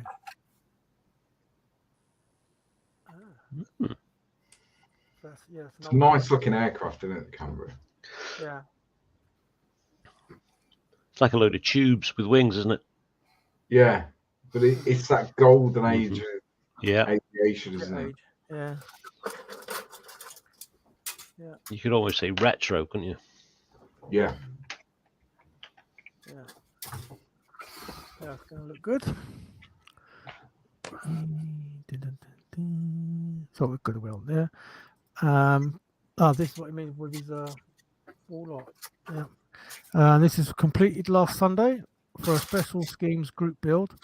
Tiger meet Mirage 2000 and the Mirage F1C. Both kits are Revell 172. 2 fun builds. Background was Tiger art found online. Both kits went together well, but the upper Mirage 2000 had problems with the decals silvering. The lower Mirage F1C might have had raised panel lines, but it went together so well it did not require any filler. Replaced the frame's glass with polycarbonate sheet to take 2 drilled holes for each aircraft's. I was just going to ask, how's he managed to mount those through the glass? Yeah. There you go. That's quite cool. Actually. Nicely done. Yeah. Very cool. So that top one, as you said, that's a decal. Mm-hmm. Wow. I bet that was a pain. Especially to bend it round and up to the onto the tail fin. Because I wonder if that was like one piece. Surely you'd have to cut that, wouldn't you? Possibly, yeah. Yeah. Maybe around about there. But yeah, that's very good. And there's the bottom one. It's very nice. I like that idea of on the frame like that. Mm-hmm. Pretty cool. Mr. Malcolm himself as well. Purchased from the BMSSS in Reading today. Legit raffle win. Yeah. What is that telling you? He's just found that raffle ticket and I'll just put it there. Yeah. Nice. What scale's that? 48th? Yeah, 48th, yeah. Yeah. 48th, yeah. And then, that's his soldier. That's two soldiers, excellent. It's the drummer boy, isn't it, by the looks of it? Yeah. Oh, look, and a top hat. Yep.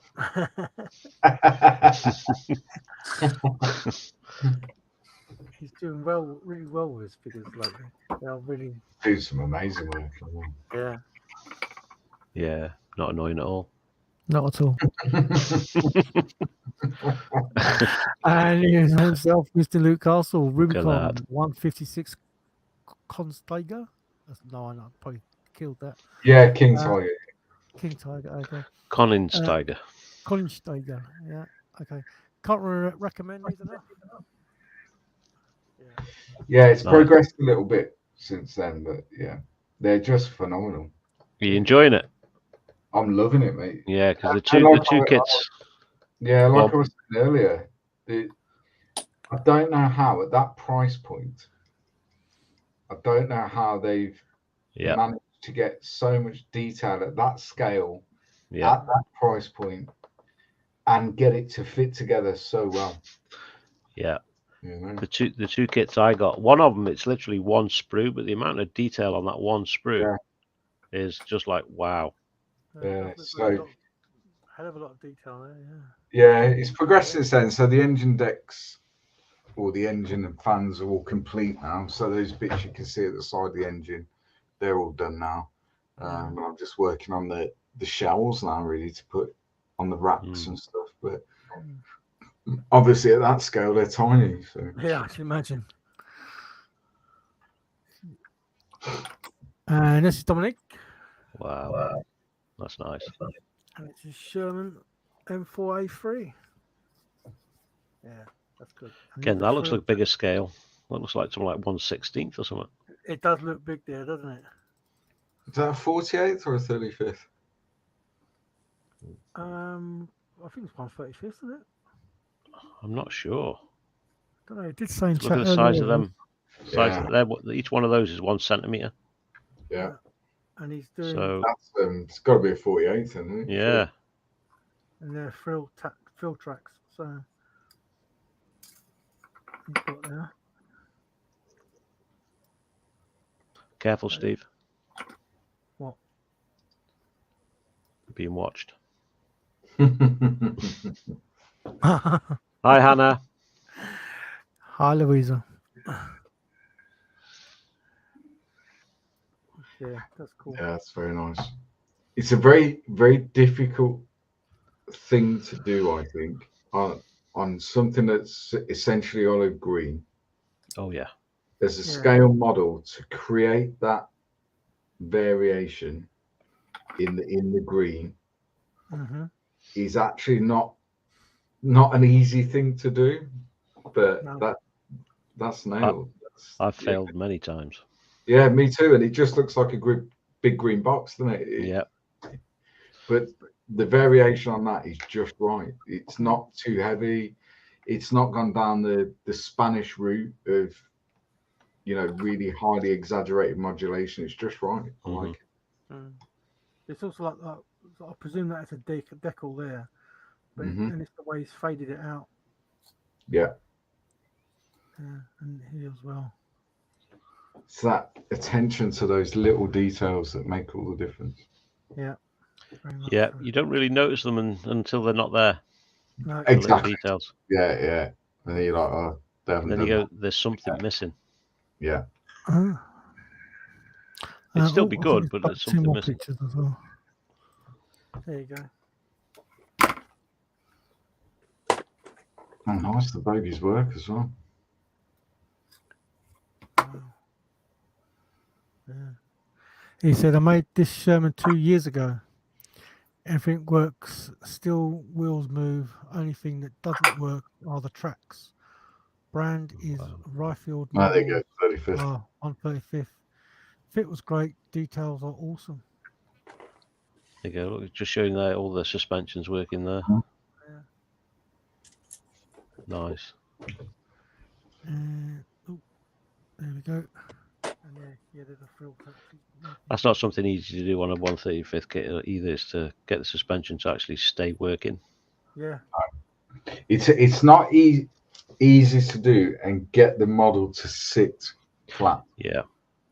That's the trick, and obviously they've done that because in the previous picture it was sat flat on its road wheels. Yeah. And to do that and have the suspension working, that's not an easy thing. You know, people like Dominique has done, he's claimed it's a Ryfield kit and it's great. You've still got to put it together. Yeah, yeah. You know, you still got to do it right. You could buy the most perfect kit in the world, but at the end of the day, it's who's putting it together, you know. It's yeah. Yeah, it's really nice. I like that. You've only got to slip with the glue once, and that's it. It doesn't work no more. Yeah, it's done. Yeah, stuffed it. This is James Marr. Very old ratio 00 gauge GWR open sea wagon kit. Zero instructions, needed some work. The old decals behaved. Yeah. So Luke, he's on about ratio. This is the same sort of thing. Ratio do wagons, they do. Yeah. I mean, that was the thing I got confused about earlier, and I'm sure it's one of those things, but HO and 00, and I think Archie explained it really well, that it's a gauge, not a scale. Yeah. So HO and 00 run on the same gauge of track, but the scale is different. Yeah. And that's what I can, as a scale modeler, you know, if we buy something in 35th, we're expecting everything else we buy in 35th to be the same scale. Trains don't work like that. No. Typical trains. Yeah. Yeah, so that is it. So thank you very much for your work, guys. I suppose it's like trying to buy a 1/35th scale plane. Yeah.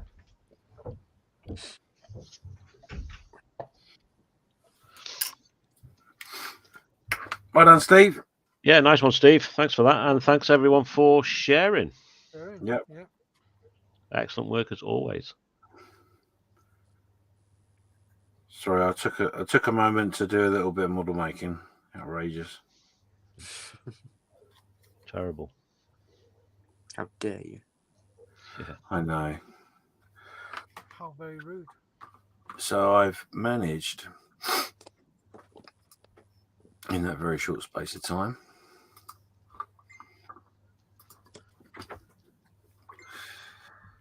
it's not 100% correct.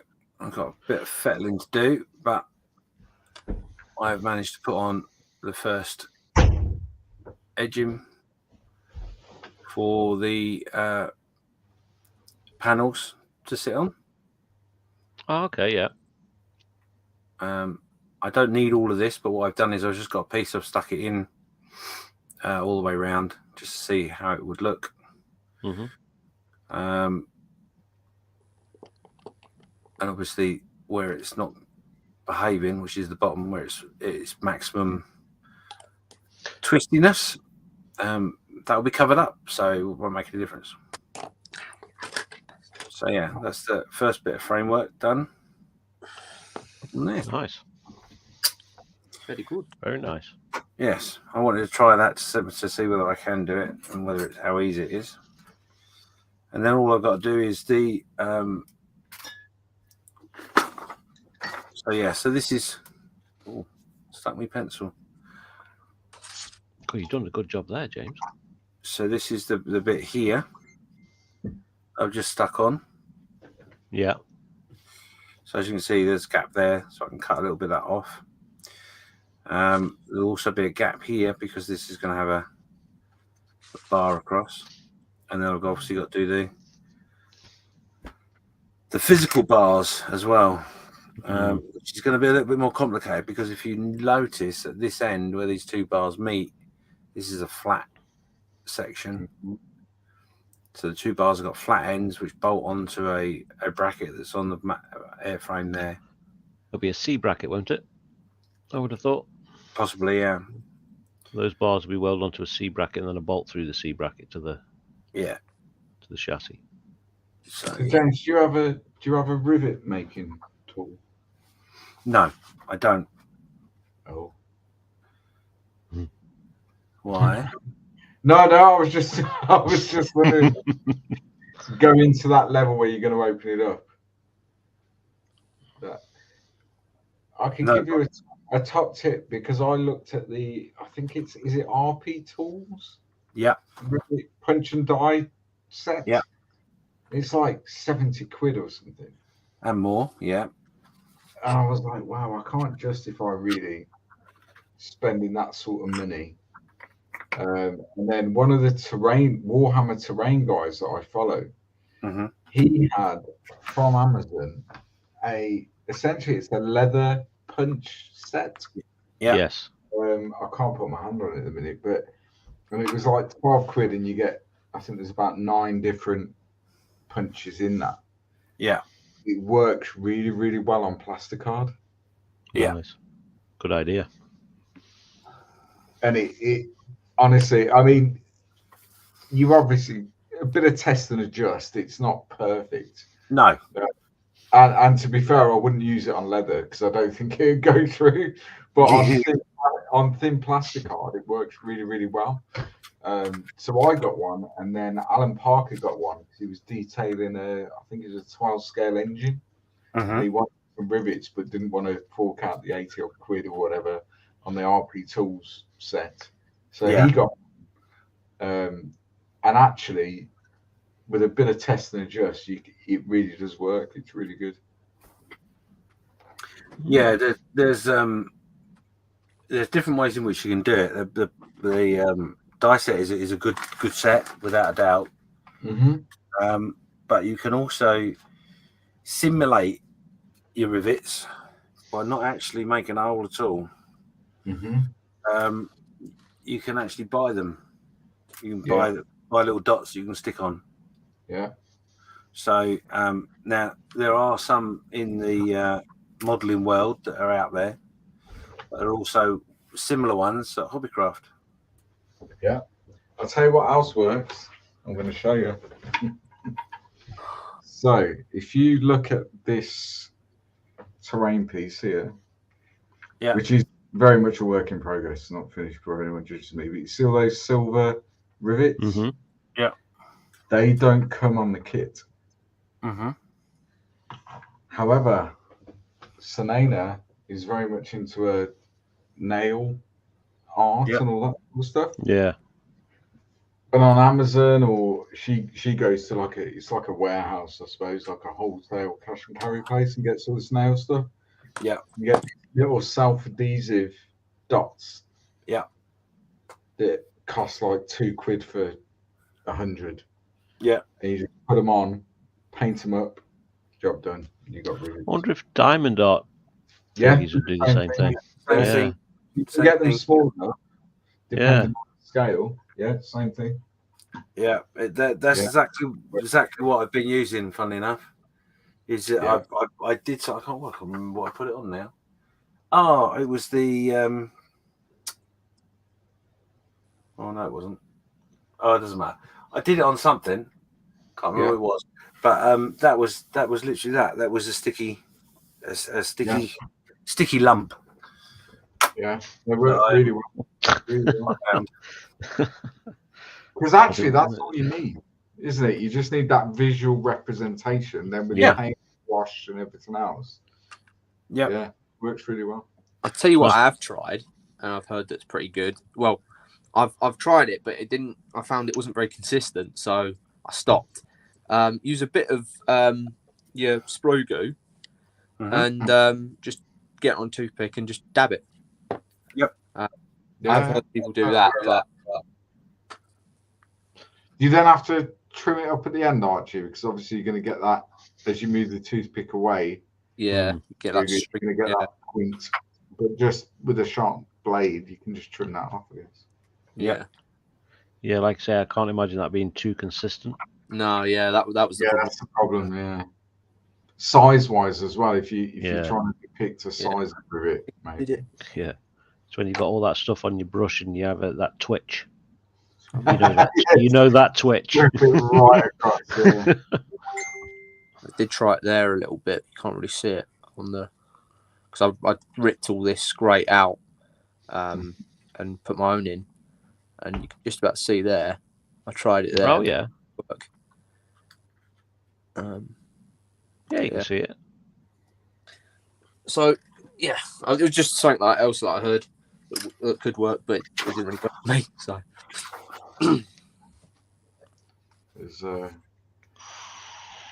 But I think that's the benefit of the hobby, isn't it? There's more than one way to achieve the same result eventually. Well, to be honest with you, this is the funny part, right? Excuse me while I just do a reference shot. I not that long ago did a video that was a comparison between B17s, and that being the HK kit and the old monogram kit. Okay, yeah. So the difference between the two is that one is raised panel lines, and one is non-raised panel lines. And at the time, I gave the comparison and sort of said my view, which was limited because I don't know much about aircraft at all, and that I felt there was certainly a way in which you could still use the old kit, and don't poo-poo it. Basically, if your budget doesn't stretch to a £200 kit, but you can find one for 30 quid, do that. There's no big deal. Anyway, the upshot of that video was that someone messaged me and pointed out that aircraft don't have engraved panel lines. They don't. No. Which I'm like, no, you said it. Yeah. They don't. Yeah, they don't, because it wouldn't be aerodynamic. No, you got this trench line. The drag would be horrendous. Yeah. But they pointed out to me the whole reason monogram went the way they went was the theory that you can't replace plastic, but you can reduce it. So by doing raised panel lines, if you get a sander and sand them down, you get the same effect as you would from the engraved panel lines, but you don't have the great step, if you like. Yeah. No one ever explained that to me before, and I was just like, "Oh, that's ingenious. That's just like really clever, because you put it together and you just sand it down until that level in which you're happy with, and then you've got the best of both worlds, and it looks accurate." I think that's been, I don't know what you call it, an epiphany. We'll call it that. Over the last sort of 12, 18 months for me. And you touched on it with Malcolm Jones in your podcast about realism in scale modeling. And for years and years and years, I was striving to achieve that realism. So you look at reference pictures of that particular vehicle or that particular tank or aircraft or whatever, and you're striving to achieve something similar. And then actually you finish it and you look at it, and it doesn't look right. No. It doesn't look right because you've used exactly the correct shade of olive green. You've used exactly the correct shade of flat earth, whatever.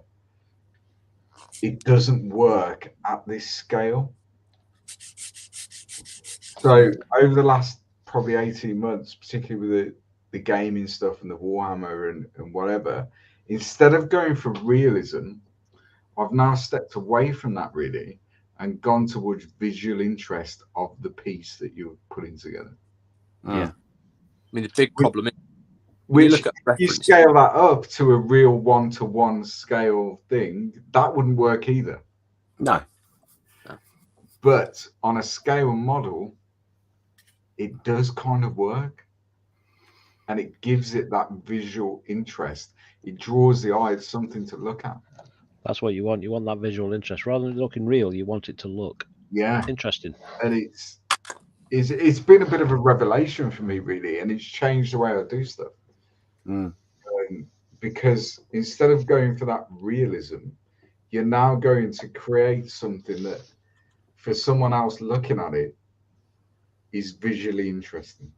Mm-hmm. And if you can balance that between realism and visual interest, you've cracked it. I'm nowhere near that yet. So but you're striving towards it. You're striving towards creating that visual interest and balancing it with realism because you're depicting a real thing. You know, so this is the thing, Luke. This is something I got over a long time ago. Was that that the phrase "you build a model for yourself" and all that. Yeah, that's true. That is true. But also, we tend to build models for people to look at and go, "Well, that's nice. I like that." Yeah, absolutely. Or that tells me what I need to, and really all that is a realism is a bit of a, I hate to say it, but it's a bit of a farce itself. It's not really anything to do with realism at all. It's to do with what people tend to forget is it's a model. So it is a depiction of an item, a scene, whatever. So it's and this is my whole argument with, you get a picture a little bit like this, if you like. I got this picture. This is true. This is the way it is. But like I said, this tank here, this hydraulic tank that's here on the firewall, on this aircraft, it's there because that's what they're doing. They're restoring it. But you look in the manual and it's not there. It's much smaller. There's an oxygen tank or something to that effect in that area as well on that same wall.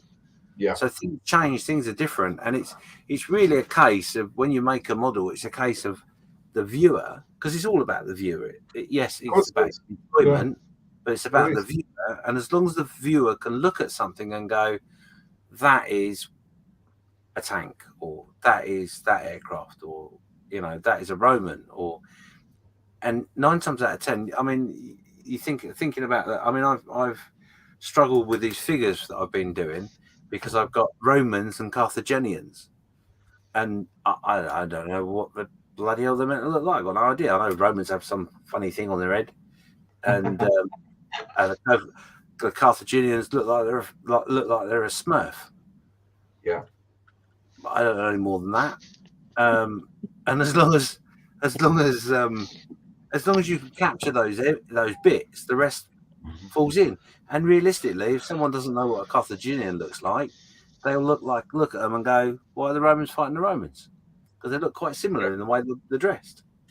And I think in that podcast you did, I'd kind of been coming to that point for probably about a year, maybe a bit longer, where I was. None of us are ever happy with what we finish, are we? No. That's what drives us on to the next build. Yeah. That's what keeps you engaged in the hobby. But I spent years and years with this realism mentality, an Achilles, for example, that's a good example. Yeah. Is dark olive green. That's how they were. But on a 1-to-1 Achilles, the light hits that vehicle very, very differently. Yep. So it hits my little 48 scale model. So that dark olive green on the real thing does have some visual interest because the panels, well, they're 48 times bigger for a start. You know, and so you get that light bouncing off certain bits, and we don't get that with a scale model. And if I'd painted that Achilles in that dark olive green, all it's really going to look like is a dark green blob. Dark green blob of plastic. Yep. You know, it's not real. It's the wrong green. It's the wrong everything. But visually, to look at it, it doesn't look bad. It's interesting to look at. That's the first reaction you want from people is, oh, I like that. Mm-hmm. Yeah. And then you want that, oh, look at that bit as well. Oh, and that bit. And I suppose all of us, I've never entered an IPMS competition. No. It's only one gold winner here. A couple of competitions. But due to Mr. Skiffins bullying me about 3 months ago, this year at Telford, I am going to put something on the table. Good. Very good. But I'm going for visual interest rather than realism. Yes. So what makes you happy? That'll go down well with the judges. Yeah. That was a waste of freaking time, wasn't it? Never mind. Well, I'm doing a Warhammer piece, so they can't say it's the wrong green because it doesn't exist. No, I mean, at the end of the day, look, the problem is, right? I mean, even if you know the judges, you don't actually know the judges because I know a few judges, but they might not necessarily be judging my model. And it's you know, every person that goes to a table to make to do a judging moment comes from whatever discipline they come from. 9 times out of 10 they come from a discipline that isn't related to the section. That's what they try to do. Mm-hmm. So you don't have someone that is an aircraft guy specifically going, well, I'm going to look at the aircraft, because he's going to be very, very narrow-minded in some respects to what he's looking at, what it should be, and blah blah blah. Yeah. But again, you're talking about, you may be talking about someone that has, like, for example, let's say Steph, for whatever reason. You know, Steph's been around tornadoes. He knows tornadoes inside out. Blah blah blah blah blah. But I'm pretty certain there'll be a case where someone will do something to a tornado and they go, well, that's wrong. That should never be on there. Oh yeah. But I know for a fact that that's happened, and it has been on there, and he's gone, oh, I didn't know you did that. Mm-hmm.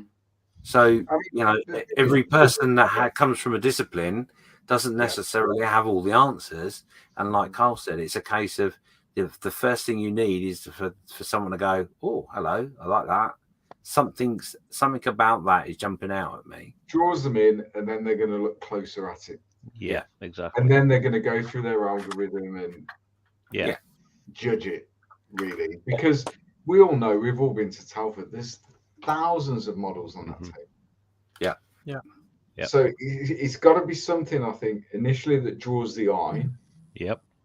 And then they're going to take it to bits, aren't they? They're going to proper go through it. And Jim Clark, who's part of the ISM Friday crew, so he's the head aircraft judge for IPMS USA. All right. Okay. Yeah. So I've chatted with him at length about what is it IPMS judges are judging it on. And that's exactly what he said. He said the first thing they'll look at that table full of aircraft. There'll probably be 10 or 12 that draw their attention. Then they start looking at those 10 or 12 a lot closer. Yeah. And they're looking at quality of construction. That's the first thing they look at. Yeah. You know, have you dealt with the seam lines? Does your undercarriage match? Sit right, yeah. Is it not, you know, is it flat on the ground? Is it not skew if? Is it, and then they start looking at the paintwork, they start looking at the weathering and all that stuff. The actual realism, would that bomb be on that aircraft, is almost ignored. Yeah. They're looking at your modeling skill, not at your depiction of a real aircraft. Or, you know, would that aircraft have that missile on it? Yeah, they're not interested. What they're interested in is your missile sitting right. Is it painted? Is it straight? Well? Yeah. Yeah, that's what they're looking at. They're not looking at whether that aircraft will carry that missile or not. Yeah, and as harsh as it sounds, probably if your model doesn't jump out in that first glimpse, it doesn't get another look. No. And you know, people will whinge about that. Yeah. But, you know, these guys have got hundreds of models on that table. In a very short amount of time. We're probably 12 hours. An afternoon and an early morning. That's it. That's all they've got to look at. You know, and like your church diorama, James, on that table at Telford, that stood out. Yeah.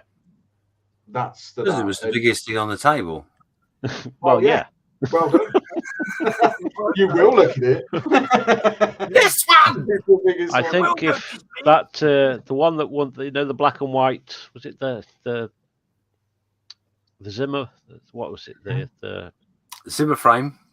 Zimmer, what they called the thing that won the best in show. I think if that hadn't been there, you might have very well won best in show for that. Yeah, you're talking about the Zeppelin. Zeppelin, that's the one. Yeah, the one that was black and white. Quite possibly. No, I don't think so. You don't know. You don't know because it was something that had never been seen before. Yeah. Yeah, it was a different take on a subject. It was well executed. There was a story, there was a backstory behind it, wasn't there? Even the title of the diorama. Yeah, I taught him everything he knew. It was quite emotive in its nature. You know, but yeah, it's a thing, and I guess we all post our work, don't we, on social media? Yeah, we all do. Everyone in here does that. Yeah, definitely. Mm-hmm. Not as much as I used to, or as widespread as I used to, but yeah. James is absolutely right. Yes, it's your model. You're building it for you. Mm-hmm. But you want to show it off. What's the first thing we all do? Yeah, take pictures of it and put it on social media. Oh yeah, exactly. I mean, we all, as much as we may deny it, we all want our. We're all attention whores. Yeah. I was going to be more delicate, but yes. Don't be delicate. If that's one thing this job's learned me is don't be delicate. No, and it is exactly that. We want people to go, oh wow, that's amazing, pat on the back. Yeah, thank you. I feel really uncomfortable now, Luke, and all that and the other. But yeah, at the same initially 4 years down the line, maybe not so much. But yeah, initially, all what you want is for someone to look at it when you post it on the groups and everything else and go, I wouldn't have done it that way. I'd have done it this way. And tell you what they would have done differently, because that's how we learn. Yeah. And that's how we get better. You know, I could brush paint an Airfix Spitfire in 70-second scale with the paints that come in the kit and put it on social media. What I don't want is for everyone to go, oh, that's great. Actually, what I do want is not to be critical without some constructive feedback, but go, you know what, I perhaps would have thinned your paint a little bit so you don't get the brush marks in the camouflage, or you know, and that's all part of the learning process. Yeah, you don't want people to be nasty for the sake of being nasty. No, and there is a little bit of that in it. It depends on which group you're posting, but yeah, there is a little bit of that. But well, a great example is I've never really got on very well with the critique group. Mm-hmm. Fundamentally, I guess, because I don't really want to be critiqued. Thanks. But that lot are good in there. But the critique they do give. But what I have to say is I was disparaging about them on a media outlet, and I was contacted by diplomatic head on, isn't it? I was contacted by Will personally, and Will asked for some feedback effectively, and I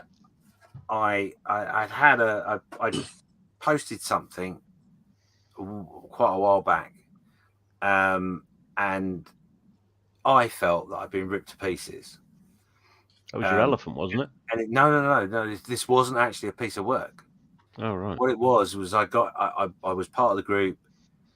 They were discussing something which I can't remember what it was now. Oh, I know what it was. The age-old question. Well, this was one of the things that happened anyway. The old age question of are we model makers or artists? So I gave my tuppence worth of I felt the answer was to that question, and I got challenged, and it didn't feel right.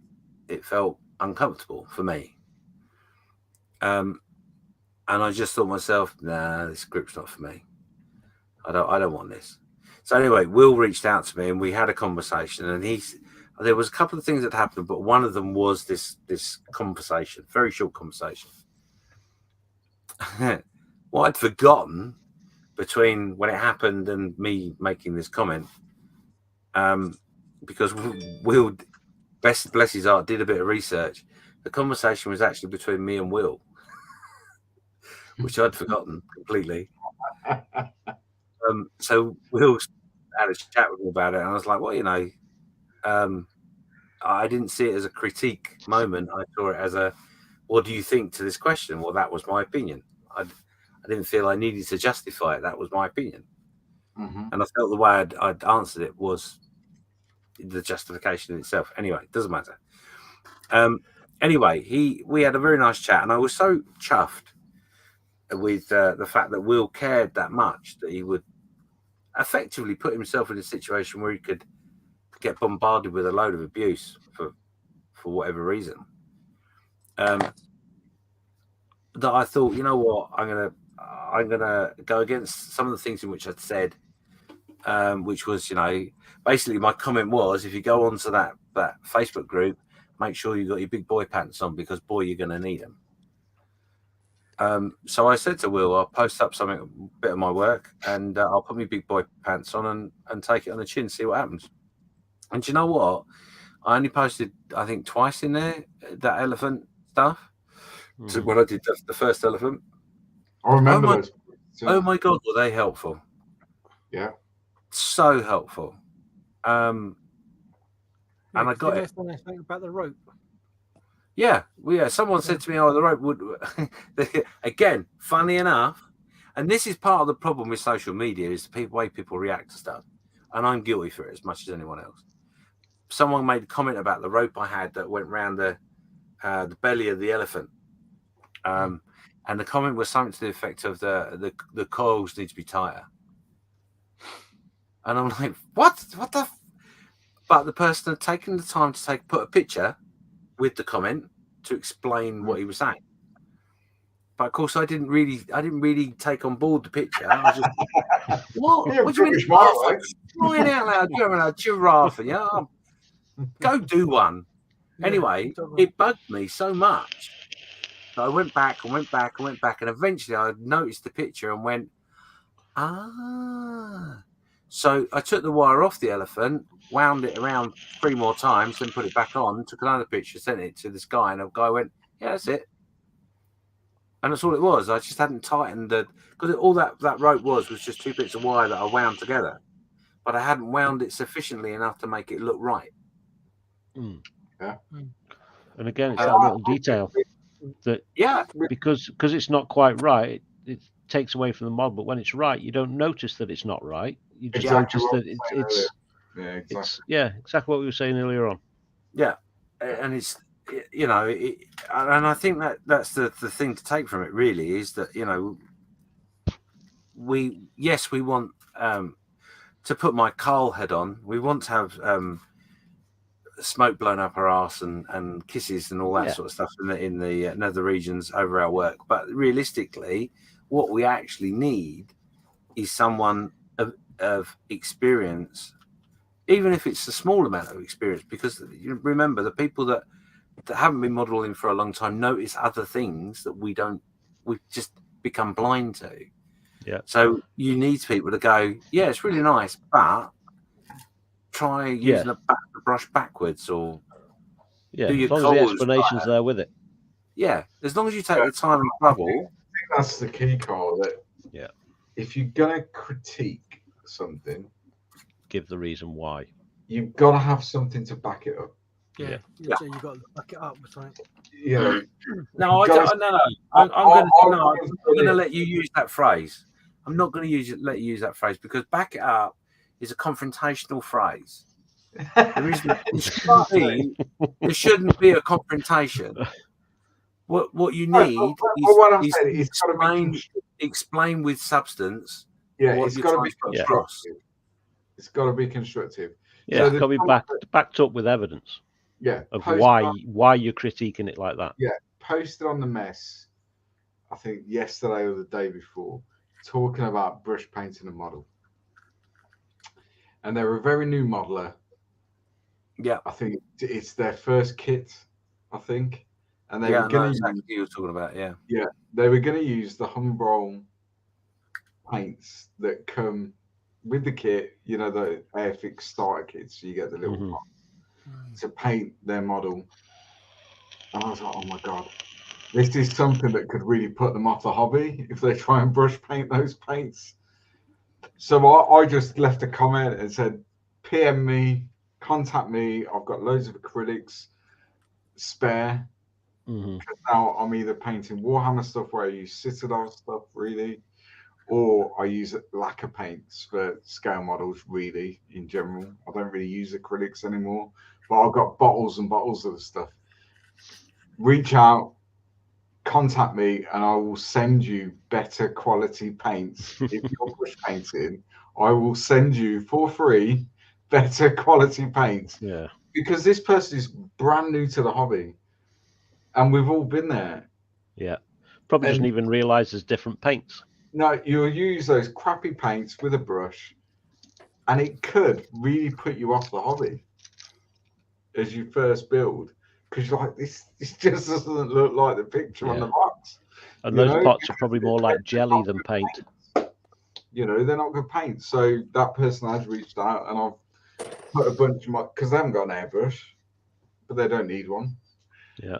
I put a bunch of model color together with some proper thinner, and said, have those, try those instead of the Humbrol stuff with a paintbrush. And you so what I'm trying to get at is, it's okay to say, oh my God, don't use that, or that looks bad, or whatever, but come up with a solution. Come up with something that's going to make it better. And what annoys me, I was going to swear then, but I won't. What annoys me is where people critique other people's work, but they're not offering any solution. Yeah. They're just going, oh, that looks crap. Well, yeah, that's great. It probably does. However, come up with a solution. So on my next build, I won't make the same mistake. Come up with a solution. I'll go out and research that solution and maybe use it. And then my next one's going to look a bit better. You know, it is what it is. I post on the critique group all the time. And I think you're right, James. You do have to have your big boy pants on a little bit if you post. Oh, no, you do. Yeah, absolutely. But the funny, what I find in, you know, reflecting back on it now, what I find really funny is one of the things in which when I first went to Telford and put a model into a competition, if you remember, I did it with Ivan, well, the same year that Ivan and we did it. Still come out wrong. Anyway, it doesn't matter. Sorry, Ivan. But yeah, so I put it in, and I said to Ivan, whatever relax. you do, yeah, relax. This isn't going to hurt. It'll be fine. Oh, you put me right off now. Yeah, and when I put it in the first year, I basically said to myself, I know this is the best model I could make at this moment of my journey. I know it's not going to be, maybe not be the best on the table. I know that people will look at it maybe and go, who did that? Or whatever. And I wasn't bothered by that. But what I really wanted to do was to stand there and listen to what people were saying. Because someone would say something along the line. I mean, I wasn't likely to stand there and say to someone, "That's my model. What do you think of that?" Because you ain't getting nothing, and whatever you do get, it's not going to be nice. And I didn't really achieve that as such. But the winner of that category, I happened to bump into and asked her opinion and said, "Look, yours is really cool and I'm really jealous. Thanks for that. But what do you know? Can you give me some helpful hints or some critique?" And I was really surprised I did that, because I'm not, I wouldn't say I'm not open to critique, but I'm just, I don't respond well sometimes to criticism. And the guy was really nice. He was just said, yeah, it's pretty good. Your composure's quite a little bit off, and explained what he meant by that, and et cetera. And I walked away with a handful of information from that experience. Yeah. I think that's what it's all about. Like, I will send you pictures, Jane, as I do, and go, I'm working on this. How does this look to you? Because I value those pictures. Sorry, yeah. I value, not the other one. Sorry. I value your opinion as a modeler. No, but I do. And you've sent me pictures in the past. I've done the same, yeah. Oh, yeah. God knows why. But you have. And it'll be like, I'd perhaps use a darker metallic, or I'd use this, or. But that's what it's all about. But it's got to be constructive. That's the key. It's got to be constructive. There is no point, particularly on social media, in the groups and stuff. And a lot of groups now have the rule of no critique, unless it's asked for. No critique. Yeah. But at the same time, we're all on a journey, and we're all at various stages of that journey. Steve, you built that ATA on the 48-hour build, and I looked at that and I was like, wow, I would never have thought of doing that with that kit ever. Karl, you did the Mandalorian version, and you look at it and you're like, I would never have thought of doing that. That's what it's. We're all at different stages in different genres, and unless you ask for that input, you're going to stay exactly where you are. Yeah, absolutely. James can put that cardstock building front together. My cardstock from Amazon turns up tomorrow. I've never used this stuff. Well, I've got cardstock that James sent me. I'm going to be messaging to see how I achieve what that is. Maybe you could join in, because James sent me some cardstock and promised that we would do a bit of a live show, and he'd go through and show us how to do a cardstock building. Luke's going to do a tutorial. Brilliant. Oh, well done, Luke. No, I think you're going to do You're doing the tutorial, James. We're following along. We're following you. Okay, well, make sure you get some knicker elastic as well, then, because you'll need some of that. I've got plenty of that. But yeah, that's what it's all about, isn't it? It's about, and it is a tough pill to swallow sometimes, because you put your heart and soul into a build, and you've spent hour upon hour trying to get it the best you can get it, and then someone goes, "No, I'd have done it this way." But that's how we learn, That's part of it, and I think your comment was justified, James. Yeah, I've got no problem with private criticism, but in an open format. Yeah, it's a difficult thing to unless you ask for it. I think it's difficult to receive and B, to give in a way in which doesn't necessarily come across as you're being a bit of a it's hard to do on social media. Because the problem is, I mean, anyone that's part of the 132nd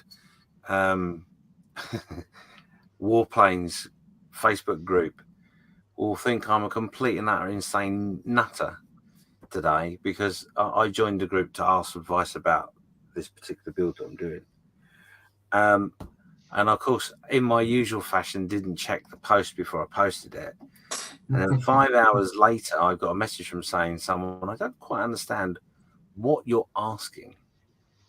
And I was like, well, I thought it was quite clear. I was saying that I would like to know the way the wires on the back of an instrument panel form a loom and where the loom goes from there on. I'd managed to do it with predictive texting, which basically said, "Is your idea where I can put my dirty?"